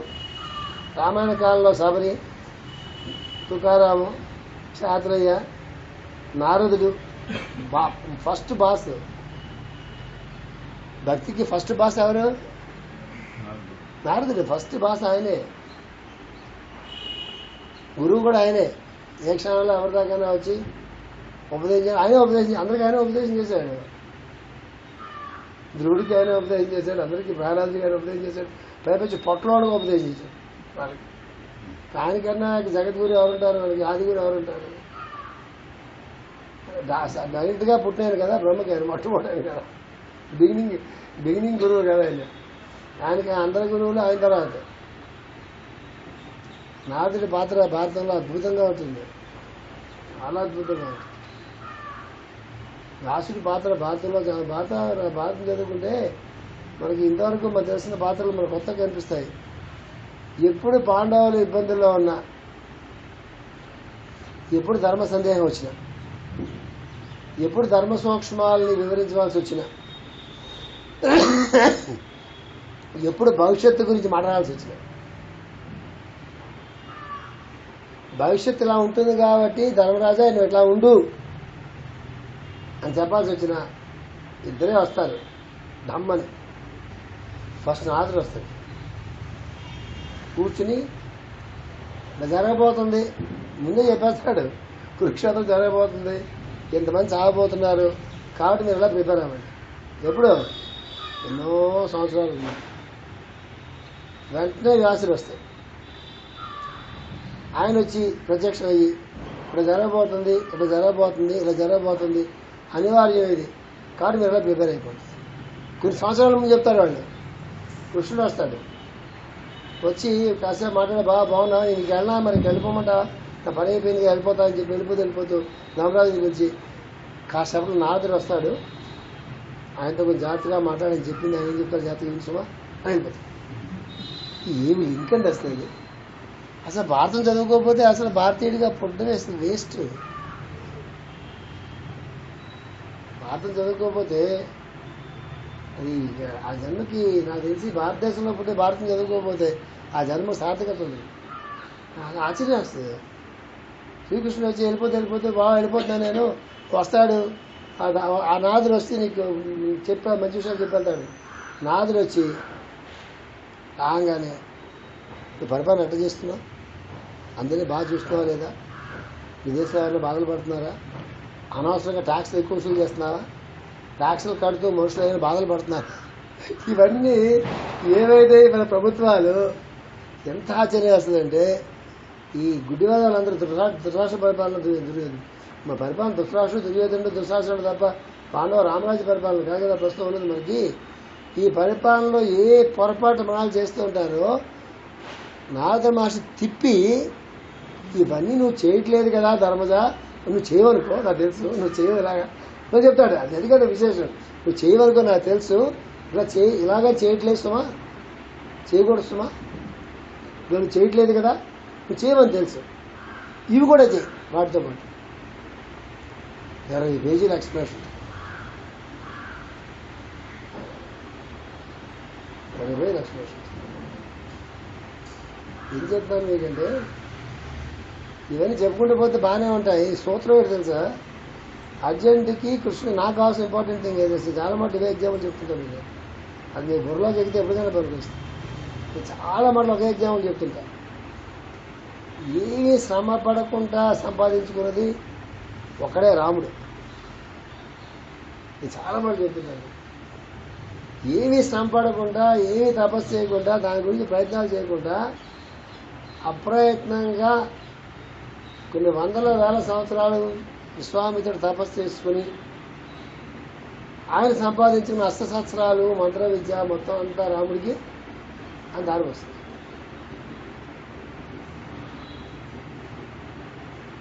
ఎందువల్ల దారిపోసారు అది మనకు అర్థం చేసుకోవాలి. అది చాలా మాటలు మీ బుర్రలో పెట్టడం కోసం ప్రయత్నం చేశారు. రాముడి వల్ల జరగబోయే మహత్తరమైన కార్యక్రమాలకి, దుష్ట సంహారానికి, శిష్య రక్షణకి రాముడి ద్వారా జరగాల్సింది కాబట్టి అవన్నీ అప్రయత్నంగా ఆయనకి ఇవ్వబడ్డాయి. మన జీవితం కూడా ఎప్పుడైనా అట్లాంటి జీవితంగా ఏదో ఒక జన్మలో అట్లాంటి ఒక జీవితంగా మన జీవితం అంటే ఏంటి? గురువుకి కానీ భగవంతుడికి కానీ దేనికైనా సమర్పణంగా, ఒక ఇన్స్ట్రుమెంట్గా, ఒక ఉపకరణంగా, ఒక మీడియంగా కానీ ఈ జీవితం తయారైనప్పుడు మనకు కూడా రాముడికి ఇవ్వబడ్డట్టుగా, అర్జెంట్కి ఇవ్వబడ్డట్టుగా అవన్నీ కూడా మనకు కూడా ఇవ్వబడతాయి. సాధించుకోవడం వేరు, సంపాదించుకోవడం వేరు, మనకు ఇవ్వబడటం వేరు. మనం సాధించుకున్న దానివల్ల మనకు అహంకారం వస్తుంది, అందులో మన ప్రమేయం ఉంటుంది, మన మేధస్సు ఉంటుంది, దానికి ఒక లిమిటేషన్ ఉంటుంది, నేను అనే భావన అక్కడ ఉంటుంది. మనకు ఇవ్వబడాలి అంటే ఈ జీవితం సమర్పణ కావాలి, ఇది ఒక ఇన్స్ట్రుమెంట్గా మారాలి. జీవితం ఆయనది కావాలి తప్ప జీవితం మనది కాకూడదు. అందుకే చాలా మాటలు నేను మీకు ఫ్రూట్గా చెప్పాను, మళ్ళీ చెప్పనా కదా, మర్చిపోతే నేను చేయగలను లేదు. ఎప్పుడు శ్రీకృష్ణుడు ఫ్రూట్గా చెప్తూ ఉంటాను. ఇవన్నీ సాధనకు సంబంధించిన ఉపకరణాలు. ఇవన్నీ అందరిలోకి చాలా దగ్గరగా ఎందుకుంటావు నువ్వు అని సత్యభామ వేణువుని అడిగితే ఒకసారి నాలో చూడండి, చూస్తే అక్కడేం కనిపించలేదు. ఏమో నేనే చూడడానికి వెళ్ళదు, ఏమి నాలో లేదు కాబట్టి నేను శ్రీకృష్ణుడు దగ్గరగా ఉంటున్నాను. ఆయన ఏ స్వరం పలికిస్తే ఆ స్వరం నేను పలుకుతాను. నాలో ఏం లేదు కాబట్టి. నాలో ఏదైనా ఉంటే నా స్వరంతో పాటుగా ఆయన స్వరంతో పాటుగా నా స్వరం కూడా పలుకుతూ ఉంటుంది. ఎదురు దగ్గరగా ఉన్నాను, నాలో ఏం లేదు, ఖాళీ ఉంది అని చెప్పింది. ఇవన్నీ కలబోసుకుంటే ఏమవుతుంది తెలుసా? ఆత్మ సమర్పణం చెందినటువంటి జీవితంలోకి ఆ వెలుగులు దిగి రావు. మనం చేసే సాధన ఎంత నమ్మకం, మనకున్న క్రమశిక్షణ ఎంత, మనకున్న దీక్ష ఎంత, మనకున్న శ్రద్ధ ఎంత, మనకున్న అభ్యాసం ఎంత అది. 100 సంవత్సరాలు తపస్సు చేసినా కూడా వాళ్ళు కనిపించలేదట అంటే మరి ఎట్లా అండి?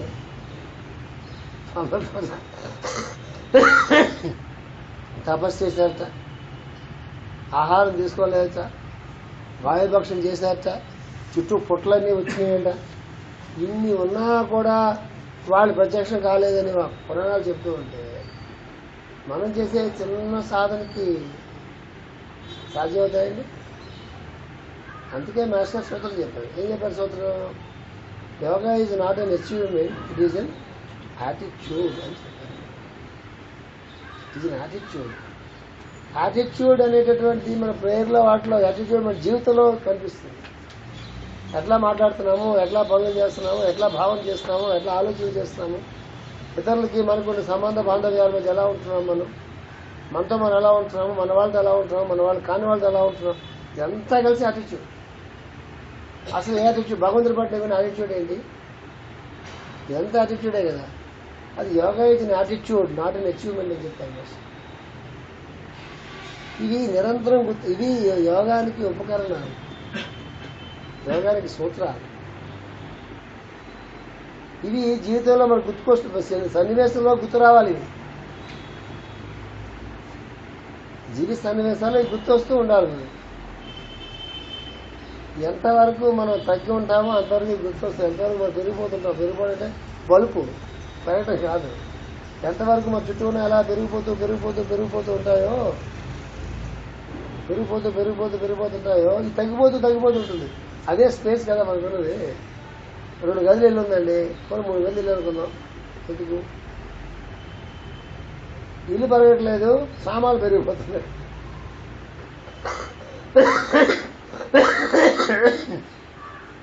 తర్వాత మనం ఎక్కడ ఉండాల్సి వస్తుంది? ఇల్లు పెరగట్లేదు, సామాన్లు పెరిగిపోతున్నాయి, మనం ఎక్కడ ఉండాల్సి వస్తుంది? వీళ్ళే పడుకోవాల్సి వస్తుంది. మన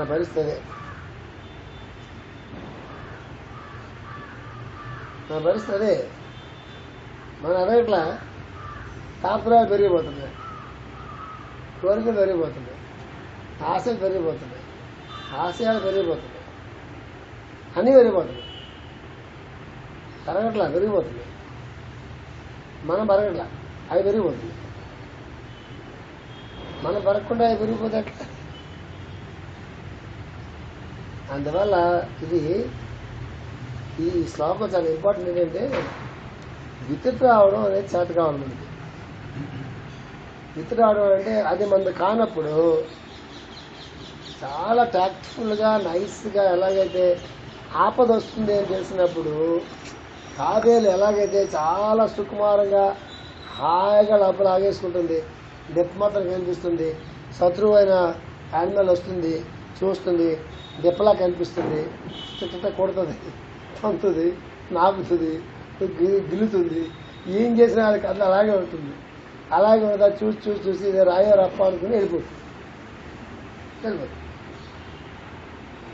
మనం కూడా జీవితంలో మనకి సంబంధించినటువంటివి, మనకు ఉపయోగపడిన మనుషులు కానీ, ఉపయోగపడిన పరిస్థితులు కానీ, ఉపయోగపడిన విషయాలు కానీ, ఉపయోగపడిన ఆహారం కానీ ఏదైనా సరే అది మనకి సంబంధించింది కానప్పుడు అది భయంకరమైందైనా విలువైందైనా రెండు కూడా అది అనవసరమైంది కావచ్చు, మనకు ఉపయోగపడింది కూడా కావచ్చు. ఉపయోగపడింది మనకి ఎందుకు మన తెచ్చి ఏం చేసుకుంటే మనకి ఏంటి లాజిక్ ఏమనిపిస్తుంది సార్? అప్పుడు ఉపయోగపడకపోతే ఉపయోగపడొచ్చేమోనండి. అట్లాగే ఇంట్లో పెడతాం మనం పోగులు, అట్లా ఇంట్లో పెడతాం. ఇంట్లో ఉంటే 10 మందికి ఉపయోగిస్తాం. ఇప్పుడే 10 మందికి ఉపయోగించవచ్చు. ఇంట్లో ఏం తీసుకోవాలి? ఇంట్లో ఉంటే 10 మందికి ఉపయోగపడుతుందండి. ఎప్పుడో ఉపయోగించి 10 మందికి ఇంట్లో దాకా ఏం తీసుకెళ్ళాలి? అది చాలా స్ట్రిక్ట్గా ఫాలో అవ్వాలి లైఫ్లో. మనం ఫాలో అవుతున్నా కూడా ఫాలో కాకుండా చేయడానికి శక్తులు చాలా ఉంటాయి. భక్తి పేరున చెడగొట్టడానికి ఎంతమంది ఉంటారు. నేను శుక్రవారం పూట పూజ ఎప్పుడు చెప్పుకుంటాను. నేను పూజ చేస్తే ప్రసాదం ఇవ్వండి, లేదు అంతా ఏదో స్కూల్లో ఏదో మాకు చాలా అద్భుతమైన పనులు ఉంటాయి, గొప్ప పనులు ఉంటాయి మేము అనుకుంటే కొన్ని కాంపౌండ్లో ఉంటే ప్రసాదం తెచ్చేయండి, ప్రసాదం ఇవ్వండి. మా ఇంటికి ఆ ప్రసాదాలు పట్టరావద్దు, అది నా పాలసీ కాదు అని కొన్ని వందల మాటలు నేను చెప్పుంటాను నా క్లాసుల్లో కానీ ఓపెన్ లెక్చర్లో. అయినా పట్టుకొస్తాను. ఏం చేయాలా? దేనికోసం వాళ్ళు పట్టుకొస్తున్నట్టు? వాళ్ళు నా బ్లెస్సింగ్ ప్రత్యేకంగా వస్తుందనే మాస్టర్ బ్లెస్సింగ్ కదా కావాల్సింది. ఒక వ్యక్తి నాకు ఈ ప్రిన్సిపల్ ఉన్నది, నాకు నచ్చదు, ఇది నా ప్రిన్సిపల్, ఇది నా పాలసీ అని చెప్పి కొన్ని 10 సంవత్సరాలని చెప్తుంటున్నాగా పని కట్టుకుని వచ్చి ఇస్తున్నారంటే ఏమనుకోవాలా? కక్కుర్తి అనుకోవాలా? నేను దర్శనం ఇస్తే మీ ఇంట్లో పనులు అయిపోతున్నాయి అనుకోవాలా? కాదు కదా. మనకి ఏదైతే మన జీవితంలో సాధనగా పెట్టినది ఆ డెప్పలాగా ఉండాలా. సెంటిమెంట్ ఉంటుంది. ప్రసాదం అండి వెళ్తే లేదు, నీకు ప్రసాదం నాకు కాదండి, నాకు కాదు.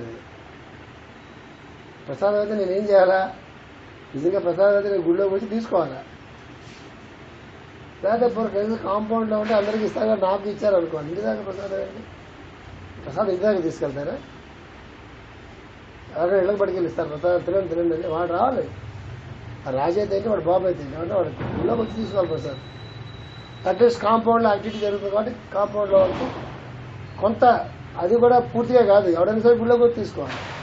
ఎవడైనా సరే ప్రసాదంగా తీసుకోదలుచుకుంటే.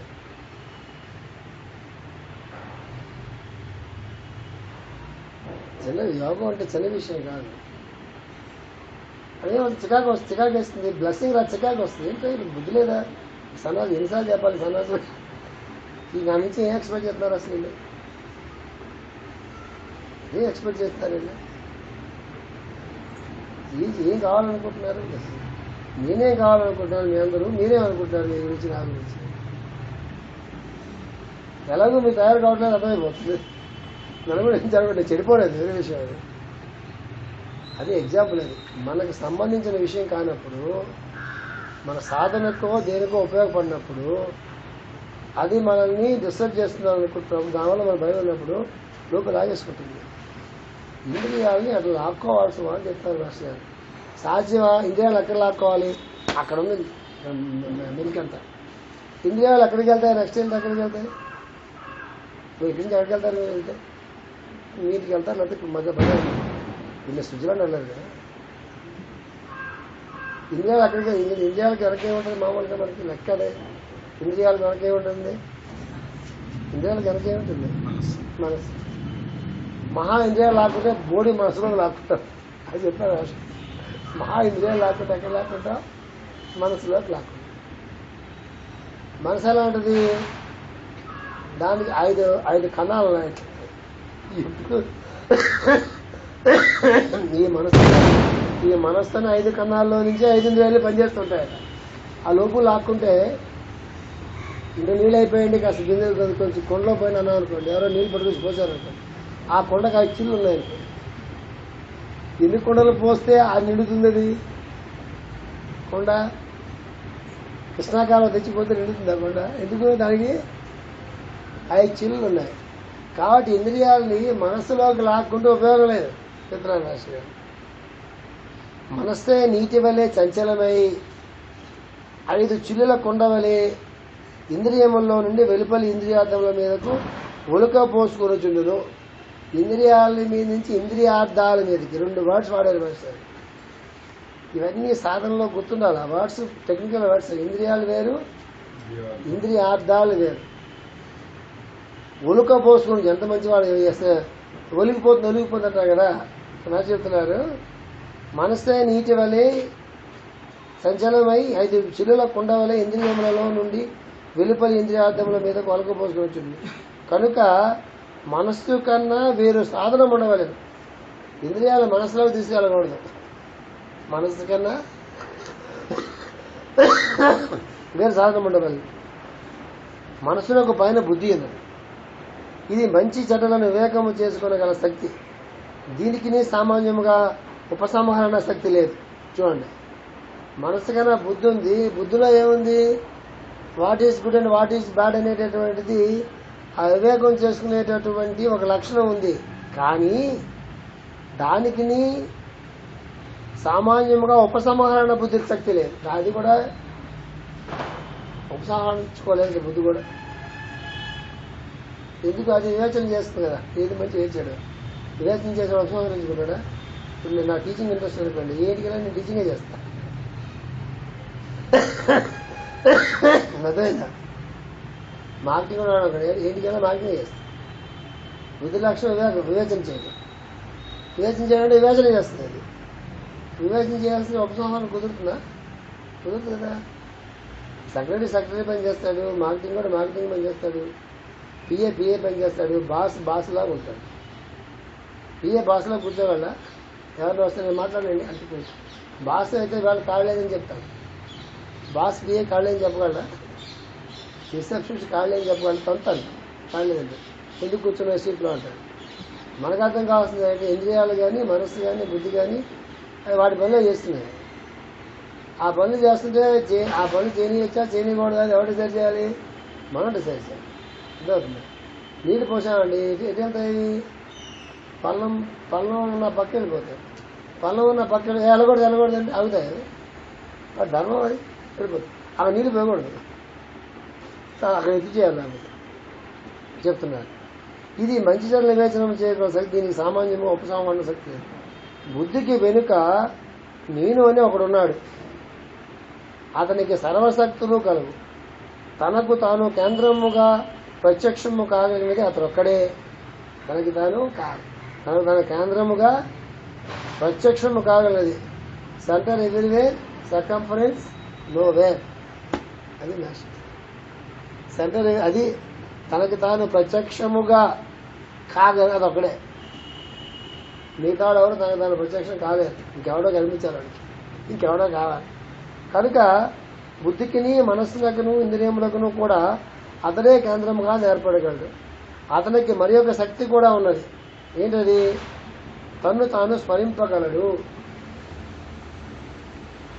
ఇది చాలా గొప్ప సెంటెన్స్. ఇది నాకు తెలిసి మాస్టర్ మీద నాకున్న అపారమైనటువంటి ప్రేమతో చెప్పట్లేదు, కానీ ఇట్లాంటి సెంటెన్స్లు ఎవరు రాయలేరండి. తన్ను తాను స్మరింపగలడు. ఎవరు రాయలేదండి అసలు? ఎవరు రాస్తారండి అసలు? ఎవరినో స్మరిస్తారు, ఆత్మను స్మరిస్తారు, భగవంతుని స్మరిస్తారు, మైత్రేయుని స్మరిస్తారు, మరొకరు స్మరిస్తారు, కృష్ణుని స్మరిస్తారు, ఇచ్చారు, కృష్ణుడు అయ్యారు, ఇవన్నీ చెప్పగలరు. తనని తాను స్మరింపగలరు. మా స్వామిజీని పని చేస్తుంటారు, వాళ్ళ ఫోటోలు కాళ్ళే పూలేస్తుంటారు. ఈ పిచ్చి పని అంటే ఈ పిచ్చి పని అని చేస్తారు. వాళ్ళు బతుకుండగానే ఫోటోలు పెట్టి వాళ్ళే దాని మీద పూలేసి, శిష్యులు పూలేస్తారు. పద్ధతి తను తాను స్మరించుకోవద్దు. ఆ మధ్య ఎవరో పెద్ద చాలా పెద్ద ఆయన ఏదో మాటలో వచ్చి, ఏంటంటే మీకు శిష్య పరంపర బాగా పెరుగుతుంది, మీరంటే చాలా ఎక్కువ మనుషులకు బాగా ప్రాణం పెరిగిపోతుంది, గ్రూప్ పెరిగిపోతుందంటే అని అన్నట్ట. వాళ్ళు నా దేహాన్ని చూడలేదు, నా దివి దేహాన్ని చూస్తున్నారు. ఎంత పెద్దవాడు అది, నాకు చూడండి జరిగించింది. నా దివి దేహాన్ని చూస్తాను, దేహాన్ని చూడలేదు. మనకే అనిపిస్తుంది, నా దివి దేహం అనిపిస్తుందా? దండం పెడుతుంటే అనిపిస్తుంది. నా దండం పెడుతున్నాడు అంటే నేను ఎంత గొప్ప అయిపోయాను నాకు తెలియకుండా.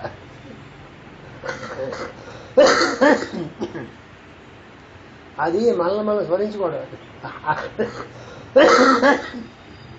అది కాదు. తనను తాను స్మరించుకోవడం. ఇంద్రియముల్లోనికి విస్మరించగలడు. చెప్తాను చూడండి, మాస్టర్ ఎంత బాగా చెప్తున్నారు. తను తాను స్మరింపగలడు, ఇంద్రియములలోనికి విస్మరించగలడు, మంచు కరిగినచో నీళ్లగును.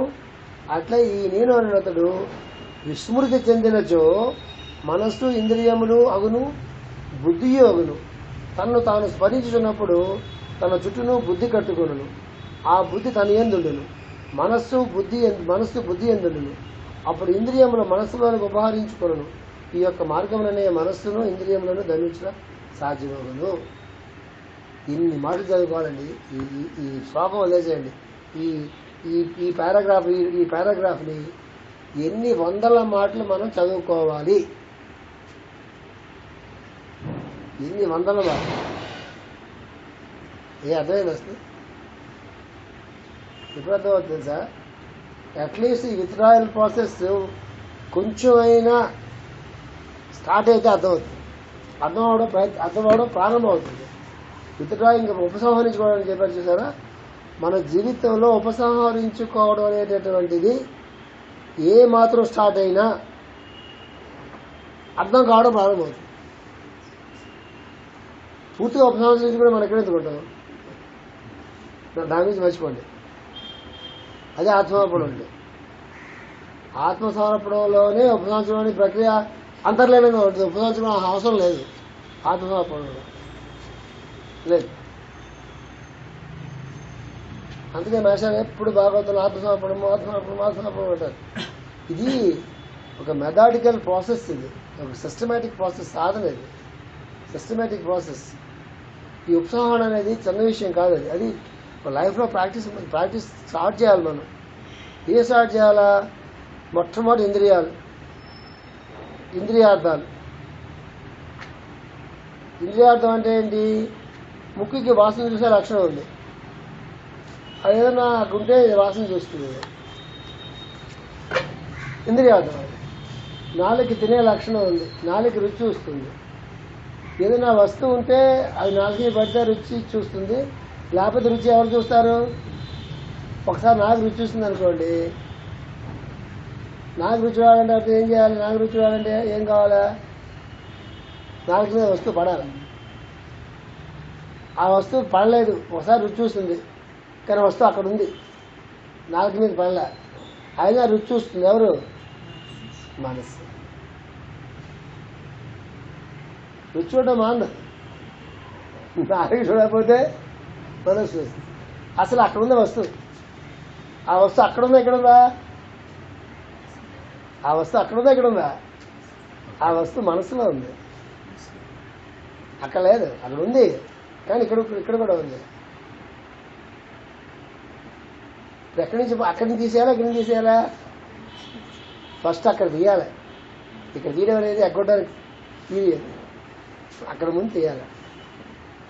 ఇక్కడ తీయాలనేది ఎగ్గొట్టడానికి తీయదు, అక్కడే మనం ఫెయిల్ అవుతాం. ముందు అక్కడ తీయడం మొదలెట్టాలి.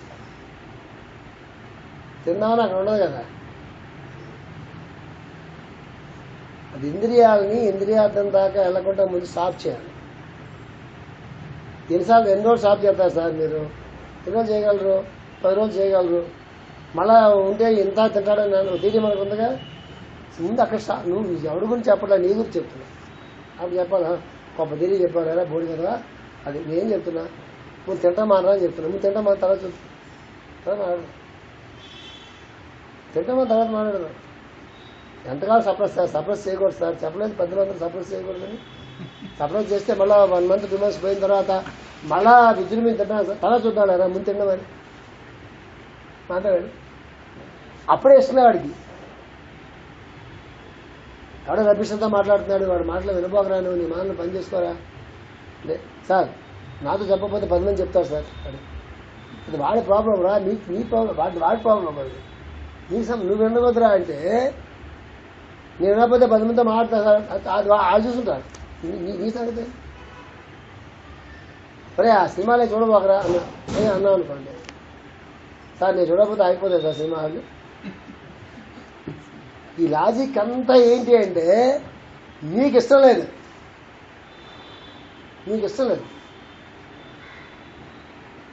మొట్టమొదటి ముందు దాన్ని కట్ చేయాలి. ఆ కట్ చేయడం అనేటటువంటిది పక్కడికి మనం చెప్పట్లా, మనకు మనం చెప్పుకుంటున్నాం. పక్కన కట్ చేస్తాడు రోడ్డు మీకు వెళ్తుంటాడు. ఈ సాధన పక్కడికి కాదు, మనకి ముందు గుర్తుపెట్టుకోవాల్సింది. ఇంట్లో ఒప్పుకోలేదు అనుకోండి, పిల్లలు చేత ఎవరు ఇంటి రోడ్డు మీద కొనుక్కుంటారు. ఇది మనకు చెప్పుకున్నాం, ఆడికాడి మీద సపరేట్ మీరు కలిగితే మనకు మనం చెప్పుకుంటున్నాం. మీరు షుగర్ లేకుండా ఎవరిని కొనడం కానీ డయాబెటిక్స్ కాకుండా ఉండి సరదాగా రేపు నుంచి ప్రాక్టీస్ మొదలుపెట్టి సరదాగా మీరు చిన్న సరదాగా ఒక ప్రాక్టీస్ చెప్తున్నా. ఒక 10 days షుగర్ లేకుండా కాఫీ తాగండి, 2 weeks ట్రై చేయండి. పోనీ తర్వాత చెప్పండి నాకు, షుగర్ లేకుండా కాఫీ తాగుతుంటే మొట్టమొదటి రోజు ఎలా ఉంది, 2 రోజు ఎలా ఉంది, 3 రోజు ఎలా ఉంది, 4 ఎలా ఉంది, 1 week బ్రేక్ ఎలా ఉంది, 2 weeks నాకు చెప్పండి. సరదాగా చేయండి, చచ్చిపోరు కదా. షుగర్ లేకపోతే ఏమైపోతుంది సార్? దీపావళి రోజు సార్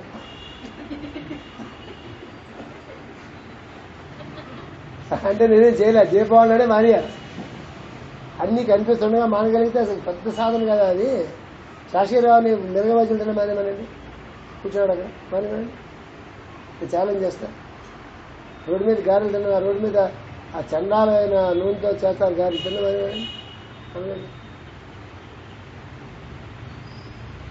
ఆరోగ్యం బాడైనా పర్లేదు, తినాల్సిందే.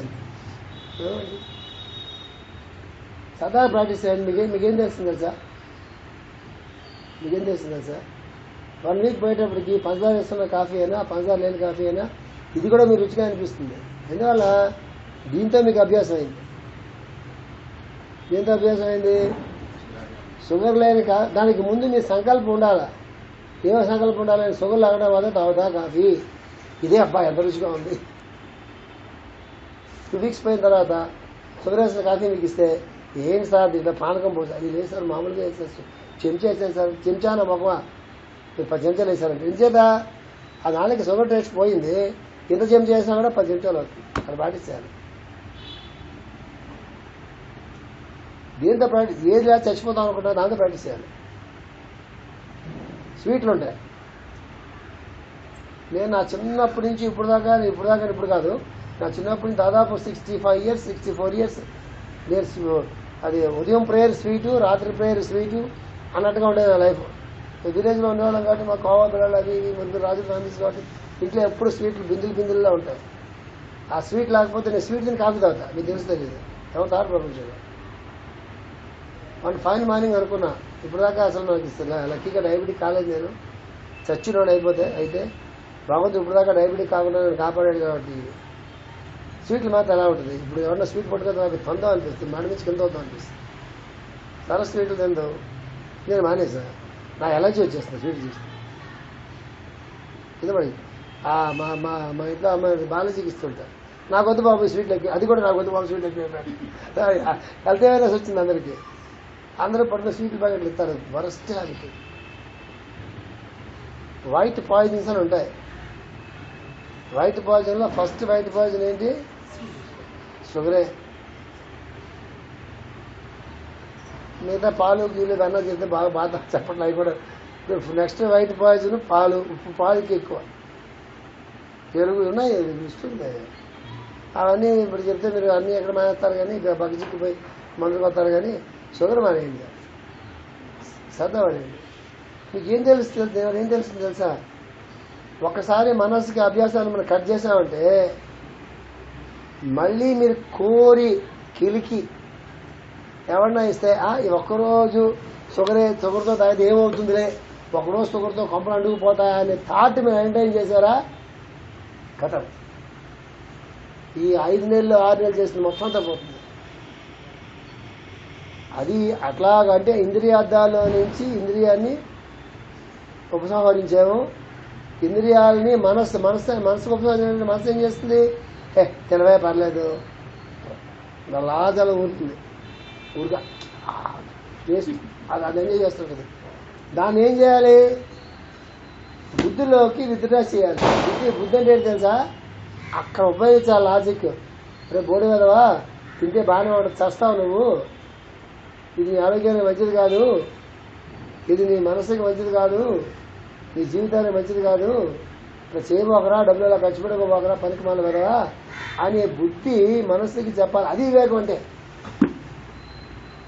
అప్పుడు మైండ్ని బుద్ధిలోకి ఉపసంహరణ చేయాలి. బుద్ధి ఏమైనా డిసైడింగ్ ఫ్యాక్టరా? చెప్తుంది అంతే. ఏం చెప్తుంది? షుగర్ మంచిది కాదు, లో షుగర్ ఉందా అనుకో, వాళ్ళకి తిరిగి పనికి వస్తుందా? వాళ్ళకి ఏం చెప్పాలి? మనం పొద్దుకు లేవగానే చక్కగా ఒక మంచి సున్నుండి తినమ్మా అని చెప్పాలి. మంచి సున్నుండి బాగా నెయ్యి వేసుకుని శుభ్రంగా బాగా మంచి బెల్లం వేళ వేసి ఒక మినుపు సున్నుండి తయారు చేసుకుని పొద్దున్నే ఒకటి తినమ్మా, రాత్రి కూడా పోయి తినమ్మా అని చెప్పాలి. వాళ్ళకి ఈ సూత్రం వచ్చేస్తుందా? నేను చెప్పిన సూత్రం వచ్చేస్తుందా? వాటి ఎందుకు ఇంచేదా? ఈజ్ ఏ లో షుగర్ పేషెంట్. ఆ డిస్క్రిమినేషన్ మనకు ఎవరిస్తారు? బుద్ధి ఇస్తుంది. బుద్ధి మానిపించలేదు మీ చేత. ఇది మంచి, ఇది చెడు, ఇది తినొచ్చు, ఇది తినకూడదు, ఇది మాట్లాడచ్చు, ఇది మాట్లాడకూడదు, ఇది చెయ్యొచ్చు, ఇది చేయకూడదు, ఇది గొప్పది, ఇది గొప్పది కాదు, ఇది మంచిది కాదని ఆ డిస్క్రిమినేషన్ మీకు బుద్ధి ఇస్తుంది. కానీ మీతో మానిపించలేదు బుద్ధి. ఇప్పుడు టీచర్ పాఠం బాగా చెప్తాడు, ఐఏఎస్ ఆఫీసర్ అవ్వకుండా ఏ పుస్తకాలు చదువుకోవాలో ఏం చేయాలో ఆయన గైడెన్స్ ఇస్తాడు. కానీ స్టూడెంట్ ఐఏఎస్ ఆఫీసర్ అవుతాడు. ఐఏఎస్ టీచింగ్ చేసే టీచర్ ఉంటారు, వాళ్ళందరూ కలెక్టర్లు అవుతారా? వాళ్ళ దగ్గర చదువుకున్న వాళ్ళు కలెక్టర్లు అవుతారు. కానీ వాళ్ళు గైడ్ చేసిందంతా ఎవరు? వీళ్ళే. కానీ వీళ్ళు అవుతున్నారా? ఎవరు? బుద్ధి అలాగ మిమ్మల్ని గైడ్ చేయగలదు, కానీ అది మానిపించలేదు. చెప్తున్నారు విషయాలు. ఏది మానిపిస్తుందో లోపల ఉండేటటువంటి నేను అనేటటువంటి అది మానిపిస్తుంది. అక్కడ దాకా బుద్ధిని అక్కడ ఉపసంహరించుకోవాలి. అక్కడ దాకా మనం నేను అనే దాని దాకా వెళ్ళడం కష్టం అవుతున్నప్పుడు మనం ముందు ఏం పేరు పెట్టాలో తెలుసడానికి సంకల్పము అనేది పేరు పెట్టాం. నష్టం జరగకపోయినా నేను సాధన కోసం చెప్తున్నాను. ఆ సంకల్ప బలాన్ని పెంచుకోవాలి. విల్ పవర్ అంటారు. దాన్ని పెంచుకుంటూ ఉండాలి. దాన్ని మనమే పెంచుకోవాలి. పక్కవాడు పెంచుకోవడం కాదు, మనమే పెంచుకోవాలి. ఈ ధీరత్వాన్ని సంకల్పాన్ని పెంచుకునే విషయంలో మన పక్కాడ భుజం మీద చేసి ఆనుకుంటే బలగం అవి. మనకి మనమే వాటిని ఎంచుకోవాలి. అది నేను తాను అని అంటాను లోపల అక్కడికి వెళ్ళాలి. దేంతో వెళ్ళగలం మనం? ధ్యానంతో వెళ్ళగలం ఒకటి, తపస్సుతో వెళ్ళగలం ఒకటి. సరిపోతుందా? తపస్సు చేశాడు విశ్వామిత్రుడు, మేనకు వచ్చి డ్యాన్స్ చేసింది, శకుంతలను కన్నాడు. ఆ చేత మీకు ఏమర్థమవుతుంది? తపస్సుతో నీళ్ళలోకి వెళ్ళగలం అంటే ఆయన వెళ్ళాడు, పాపం తపస్సు చేసిన మేనకు వచ్చి డ్యాన్స్ చేసింది, అటు ఇటు తిప్పింది, బయట ఇటు ఇటు తిప్పింది, సినిమాలతో పెట్టి తిప్పింది, డామని శకుంతలు కన్నాడు. ఏమైంది? అదే ఎగ్జాంపుల్. ఇంద్రియార్థాల్లోకి మళ్ళీ ఏమైంది ఆయనకి? నేనులో నుంచి నేనేమైంది? మేషాలు మంచి పదం, ఏ పదం వాడారు? విస్మృతి అని. మంచి విస్మృతి ఏం వాడారు మేషాల పదం? అట్లే ఈ నేను అనునతడు విస్మృతి చెందినచో, అది మేషాల వాడిన పదము. విస్మృతి చెందినచో మనస్సు ఇంద్రియములు అగును. మనసు ఏమవుతుంది? ఇంద్రియాలు అవుతుంది. బుద్ధి యోగును తను తాను స్మరించున్నప్పుడు తన చుట్టూను బుద్ధి కట్టుకోను, ఆ బుద్ధి అనియందుండును, మనస్సు బుద్ధి ఎందుండును. అప్పుడు ఇంద్రియములు మనసులోనికి ఉపకరించుకును. ఈ యొక్క మార్గంలోనే మనస్సు ఇంద్రియములను దమించడం సాధ్యమవును. విస్మృతి చెందితే ఏమవుతుంది? అది బుద్ధి అయిపోతుంది, బుద్ధి తర్వాత మనసు అయిపోతుంది, మనసు మన ఇంద్రియాలు అయిపోతుంది, ఇంద్రియాలు ఇంద్రియాలకు వచ్చేస్తాయి. అదే మనకి విశ్వామిత్రుడు మిగతా వాళ్ళ కథలన్నీ. అక్కడ దాకా వెళ్ళి జాముడు కింద పడ్డాడంటారు. అక్కడ దాకా ఇంద్రలోకం దాకా దాటి పైకి వెళ్ళినట్టు ఏది మళ్ళీ అక్కడ దాకా వెళ్ళాక అన్ని ఉద్యోగం వెళ్ళాడు, అస్థితి తెచ్చుకున్నాడు. అక్కడ దాకా వెళ్ళిన తర్వాత ఆ మొత్తం అనుభవం అంతా చూసి ఇది భలే ఉందే, బాగుంది అనుకున్నాడు. ఇది అనుభవిస్తే బాగుంటుంది, ఈ లోకాల్లో ఉండిపోతే బాగుంది అనుకున్నాడు. డామని కింద దోస్తుంది. అంటే ఏ లోకాల్లోకి వెళ్ళినా కూడా విస్మృతి చెందడానికి అవకాశం ఉన్నస్తుమా అని చెప్పడానికే కథలన్నీ కూడా. ఎప్పుడు నేనుతో ఉంటే ఆ విస్మృతి చెందడానికి ఉండదు. అదేనండి. అందువల్ల అది రెండు ప్రకారాల ప్రాక్టీస్. సబ్జెక్టివ్ వరల్డ్ నుంచి ప్రాక్టీస్ ఉండాలి, తపస్సు ధ్యానం ఉండాలి. ఆబ్జెక్టివ్ వరల్డ్ ఇంద్రియాలతో మనం ప్రవర్తన చేస్తున్నప్పుడు ఏ ఇంద్రియాలతో మనకి ఇబ్బంది ఉన్నదో, ఇంద్రియార్థాలు పక్క పరిగెత్తకుండా, మనస్సు ఇంద్రియాల పక్క పరిగెత్తకుండా, బుద్ధి మనస్సులోకి చుట్టూ పరిగెత్తకుండా కాకుండా రివర్స్ వీల్ అంటే ఏంటి? ఇంద్రియాలు, మనస్సు, బుద్ధి, నేను లేక తాను, ఇటు నుంచి ఇటు తీసుకెళ్ళాలి. దానికి ప్రాక్టీస్ స్టార్ట్ చేయాలి, చిన్నగా ప్రాక్టీస్ స్టార్ట్ చేయాలి. ఇందులో ఎవరి ప్రాక్టీస్ వాళ్ళది. ఎందుకు? నాకున్న పరిస్థితులు వేరు, నాకున్న ఆరోగ్య పరిస్థితులు వేరు, నాకున్న సాధన పరిస్థితులు వేరు, నాకున్న కుటుంబ పరిస్థితులు వేరు, మీకున్న ఆరోగ్య పరిస్థితి వేరు, మీకున్న కుటుంబ పరిస్థితి వేరు, మీకున్న సాధన పరిస్థితి వేరు. మనం ఒక్కొక్క మెట్టు మీద వేరు వేరు స్థాయిల్లో ఉంటాం. ప్రాక్టీస్ అంటే మొదలెట్టిందంటే అందరికీ అదే కుదరదు. అందరూ కలిసి ప్రేయర్ చేసుకోవచ్చు, కుదురుతుంది. అందరూ కలిసి శ్వాస చెప్పుకోవచ్చు, కుదురుతుంది. అందరూ కలిసి పూజలు చేసుకోవచ్చు, కుదురుతుంది. సాధన దాకా వచ్చేటప్పటికి పరిస్థితులను బట్టి మారుతూ ఉంటాయి. వాళ్ళు ఈ బ్యాక్గ్రౌండ్, ఈ ఫిలాసఫీ బ్యాక్గ్రౌండ్ పెట్టుకుని టార్గెట్ ఒకటే, ఏంటి? ఆత్మకు ఉన్ముఖంగా సాధన. టార్గెట్ అదే. నేను అనే దాంట్లోకి ప్రయాణం. ఇది జర్నీ ఇంటిదా ఆయాం. అది మామూలే, అది మారదు. కానీ పద్ధతులు మనం మార్చుకుంటాం. మీకు ఆల్రెడీ స్వీట్ ఇష్టం లేవండి, మీకు ఆ స్వీట్తో సాధన ఎందుకు? మీకు కారం ఇష్టం, కారంతో మొదట. ఇక్కడ కూడా ఎగ్గొట్టే వాళ్ళు ఉంటారు. ఇక్కడ 2 వీక్స్ పోయిన తర్వాత వచ్చి, సార్ మాకు స్వీట్లు జయించాము సార్. ఏం జయించేది? మొట్టమొదటి స్వీట్ అంటే ఇష్టం లేదు. అది జయించేది ఏదో నా మొఖం. కారం తినడం మానేసావా అమ్మ అంటే, మరి మీరు స్వీట్ చెప్పారు కదా సార్. స్వీటు ఎగ్జాంపుల్ మాత్రమే చెప్పా. ఏది మీకు చాలా బాగా ఇష్టమో, ఏ తినలేకపోతే ఉండలేరో, ఏ చూడలేకపోతే ఉండలేరో, ఏది మాట్లాడలేకపోతే ఉండలేరో, దేంతో గంటల గంటలు ఆరోగ్యాన్ని, మనసుని, టైంని పాడు చేసుకుంటారో, డబ్బులు పాడు చేసుకుంటారో, దాన్ని మాని తగ్గించుకుని చూడండి. ఒకసారి కాదు, తగ్గించుకోండి. నా జీవితంలో స్వీట్ వరకు నేను జయించాను. నేను జయించడానికి చాలా ఉండొచ్చు. ఇక్కడ నా మార్కులు పడే మాస్టర్ దగ్గర, సార్ నేను స్వీట్లు మానేస్తానంటే, ఇప్పుడే మానేసావు కదా చెప్తున్నాను ఏంటంటే, నేను మార్కులు ఏంటి సార్ అంటే, మానేసాక మార్కులు మార్కులు దేనికి వెళ్తారు? ఇంకా ఏవైతే మానాల్సి ఉన్నాయో అది మానితే అది మానేసి వెళ్ళామనుకోండి, సార్ మార్కులు ఏంటి సార్ అంటే దేనికి మార్కులు మనిషిగా మానేస్తే మార్కులు ఎందుకు ఇస్తుంది, ఎప్పటికీ మార్కులు పడమాట. గుర్తుపెట్టుకోండి, చాలా మంది కంప్లైంట్ చేస్తారు, ఎంత పని చేసినా ఈయన ముఖం లేవదండి, నా మీద కంప్లైంట్ చేస్తారు. ఏంటి ముఖం ప్లేస్ మనం చేసే బోర్డు పని, ప్రతి పనికి ముఖం లేవాలి. ప్రతి పనికి మా మా మా సింధు కొడుకున్నాడు, ఆడే చప్పలు కొడుచుకుంటాడు, వాళ్ళు నేర్పారు అడిగి, ఆడే నోట్లో అన్నం పెట్టుకుని ఇలా నేర్పించి అమ్మ నేర్పించింది అడిగి, ఆడే నోట్లో పెట్టి చప్పలు కొట్టుకుంటాడు. లేదా ఏదన్నా పట్టణాలు అన్నం అనుకోండి పట్టుకొచ్చి ఇలా చప్పలు కొట్టు అమ్మ నేర్పించింది చప్పలు కొట్టేది పని చేసిన గురించి.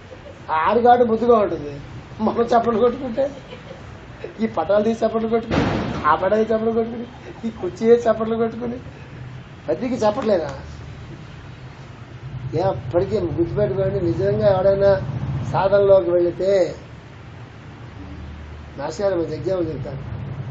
నిజమైనటువంటి తండ్రి కొడుకు ఉన్నట్లయితే తండ్రి పక్కన పొగుడతాడు కానీ కొడుకుని పొగట్ట, కొడుకు ఏడుస్తూ ఉంటాట, నేను పొగట్లేదు. నేను ఆ బ్యాక్గ్రౌండ్లో పెరిగినటువంటి, మీ బ్యాక్గ్రౌండ్లో పెరిగినటువంటి కాదు నేను, అందుకే నాకు మీకు పడదు. ఇప్పుడు తండ్రి ఎప్పుడు కొడుకు కంప్లైంట్ చేస్తుంటాడు, ఎప్పుడు నేను నన్ను పొగట్టు మా నాన్న ఇంత మంచి బాగా తెచ్చుకుంటున్నది బుద్ధిమంతులో ఉంటాను. ఒకరోజు వాళ్ళ తండ్రి ఒక భార్య భర్త ఇద్దరు ఉన్నప్పుడు భార్య అడుగుతుందట, ఏమండి ఎప్పుడు అందరినీ పోగొట్టలేదు, మీ సొంత కొడుకుని పోగొట్టలేదు, చాలా బాధపడుతున్నాడు. ఇప్పుడు నా కొడుకు కదే అలా కాకుండా ఎలా ఉంటాడు, దాంట్లో పడాల్సింది ఏముంది? అయినా తండ్రి కొడుకుని పొగిడితే ఆయుక్షమే పొగడకూడదు, వాడు తెలీదా, నాకు తెలిసింది వాడు ఏం చేస్తున్నాడో, కానీ వాడు ఇంకోటి ఎలా ఉంటాడు, నాలా కాకుండా నా కొడుకు అయింది. కొడుకు తినిపించింది పక్క రూమ్లో, నేర్చి మచ్చులో వచ్చి కాలు వస్తాను, నాన్న అబద్ధం చేస్తాను. అదేంటి అబద్ధం చేసుకుని ఏంటన్నా, కింద అర్థానికి అబద్ధానికి ఏమైంది నాన్న, నువ్వు ఎలా ఉంటావు అన్నా. ఎందుకు ఆయన మీద అయిపోయిన నమ్మకం, తాను స్మరించుకోవడానికి చెప్పారు చూసారా, అది స్మరించుకోవడంగా తన గురించి తను తెలుసుకోవడం. అలా ఉంటే ఆ జీన్స్ ఎక్కడి నుంచి వస్తాయి? పెద్ద ఎగ్జాంపుల్, చాలా పెద్ద ఎగ్జాంపుల్. ప్రాడిగల్ సన్ స్టోరీ ఉంటుంది మనకి బైబిల్లో. ఆస్తి పంచుకుని కొడుకు వెళ్ళిపోతాడు. ప్రాడిగల్ సన్ స్టోరీ ఆస్తి పంచుకుని కొడుకు వెళ్ళిపోతాడు, శుభ్రం తాగి తనాలాడి నాన్న వేషాలు వేసి ఆస్తి అంతా మొత్తం తలెట్టుకుని మళ్ళీ వస్తాడు తల్లి దగ్గరికి. ప్రాడిగల్ సన్ అంటారు బైబిల్లో, మంచి స్టోరీ. రాగానే తండ్రి ఎదురెళ్ళి గట్టి కౌగిలించుకుని ఇంట్లో పట్టుకొచ్చి పచ్చి స్మరణాలతో భోజనం పెట్టి పక్కన పడుకోబెట్టుకుని ఓ పెద్ద సీన్ క్రియేట్ చేస్తాడు. తండ్రితో పాటు ఆస్తి పంచుకోకుండా తండ్రితో పాటుగా ఉండి తండ్రితో కష్టాలన్నీ పంచుకుని తండ్రిని పోషించుకుంటూ తండ్రిని చూసుకుంటూ చాలా నిజమైనటువంటి కొడుకుంటాడే, వాడికి చాలా బాధ వేస్తుంది. అరే ఆడేమో ఇంట్లోంచి బయటకు వెళ్ళిపోయాడు, ఒక్క తల్లిని పట్టించుకోలేదు, కుటుంబాన్ని పట్టించుకోలేదు, ఆస్తి పట్టుకెళ్ళిపోయి ధ్వంసం చేస్తున్నాడు, నేను తండ్రి నమ్ముకుని కూర్చోను, నాకన్నా పారిపోయచ్చు నాకు గదవని మా నాన్న ఇంతలాగా ప్రేమగా చూస్తున్నాడే ఏంటిది అని బాధపడుతుంటే అప్పుడు తండ్రి చెప్తాడు వాడికి, మరి నువ్వు నా కొడుకువి, is no more my son, ఇల్లు is a guest to the house. ఇంటికి అతిథిగా వచ్చాడు, మరి కొడుకే రాలా, అతిథిని మనం గౌరవించాలి. అన్నీ పోగొట్టుకుని వచ్చాడు, అన్నీ పోగొట్టుకుని వచ్చినప్పుడు వాడు ఎట్లాగా చూడాలి, నేను ఎందుకంటే నువ్వు నేను ఒకటేరా, నువ్వు నేను ఒకటే ఇంకోటున్నావు, నువ్వు నేను ఒకటే, నేను ప్రత్యేకంగా చూసేది ఏంటి, వాడిగా చూడాల్సింది అని చెప్పి ఆయనకి తండ్రి ఉపదేశం చేస్తాడు. ఇవన్నీ ఏంటి తెలుసా, ఈ లైఫ్లో ఇవన్నీ మనకి పాఠాలు, జీవితంలో సంసారంలో కూడా గట్టెక్కాలంటే మనకి విజ్డమ్ ఉండాలి వెనక. అందుకే మాస్టర్ గారు చెప్తారు, జ్ఞానం విజ్డమ్ ఉండి ధ్యానం చేసేవాడు ఒకలాగా ఉంటాడు, ధ్యానం చేసుకుంటూ సరిపోతుందని ఒకలా ఉంటాడు, ఇద్దరు తేడా ఉంటుంది.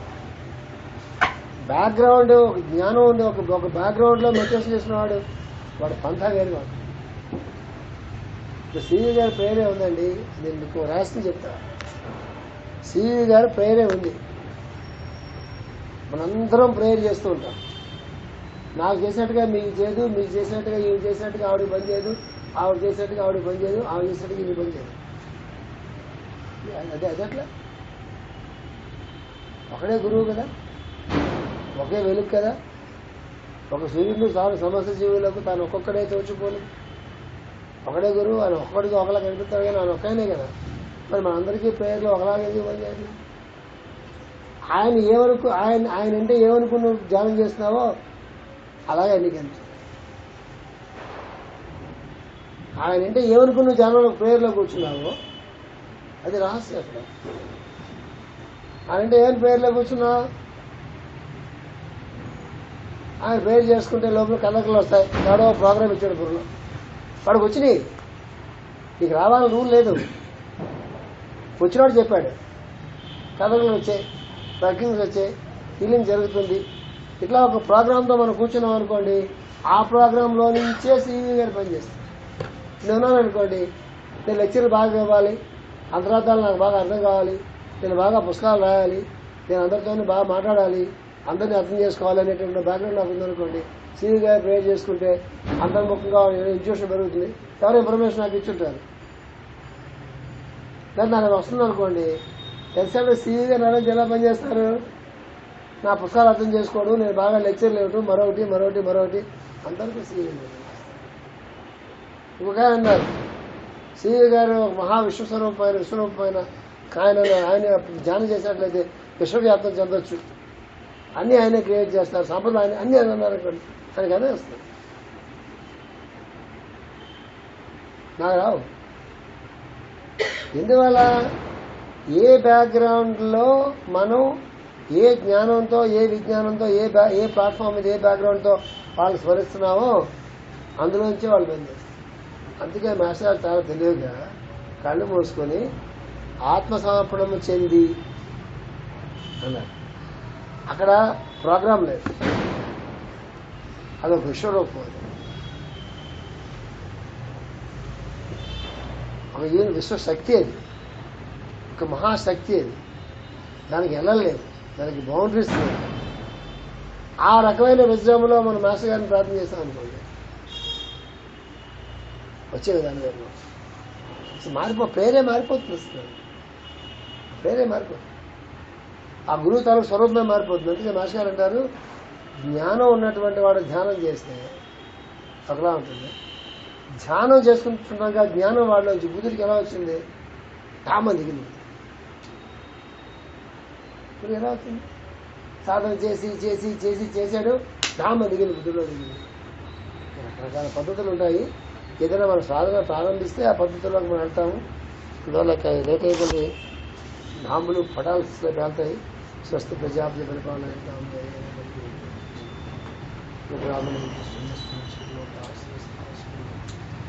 ఒక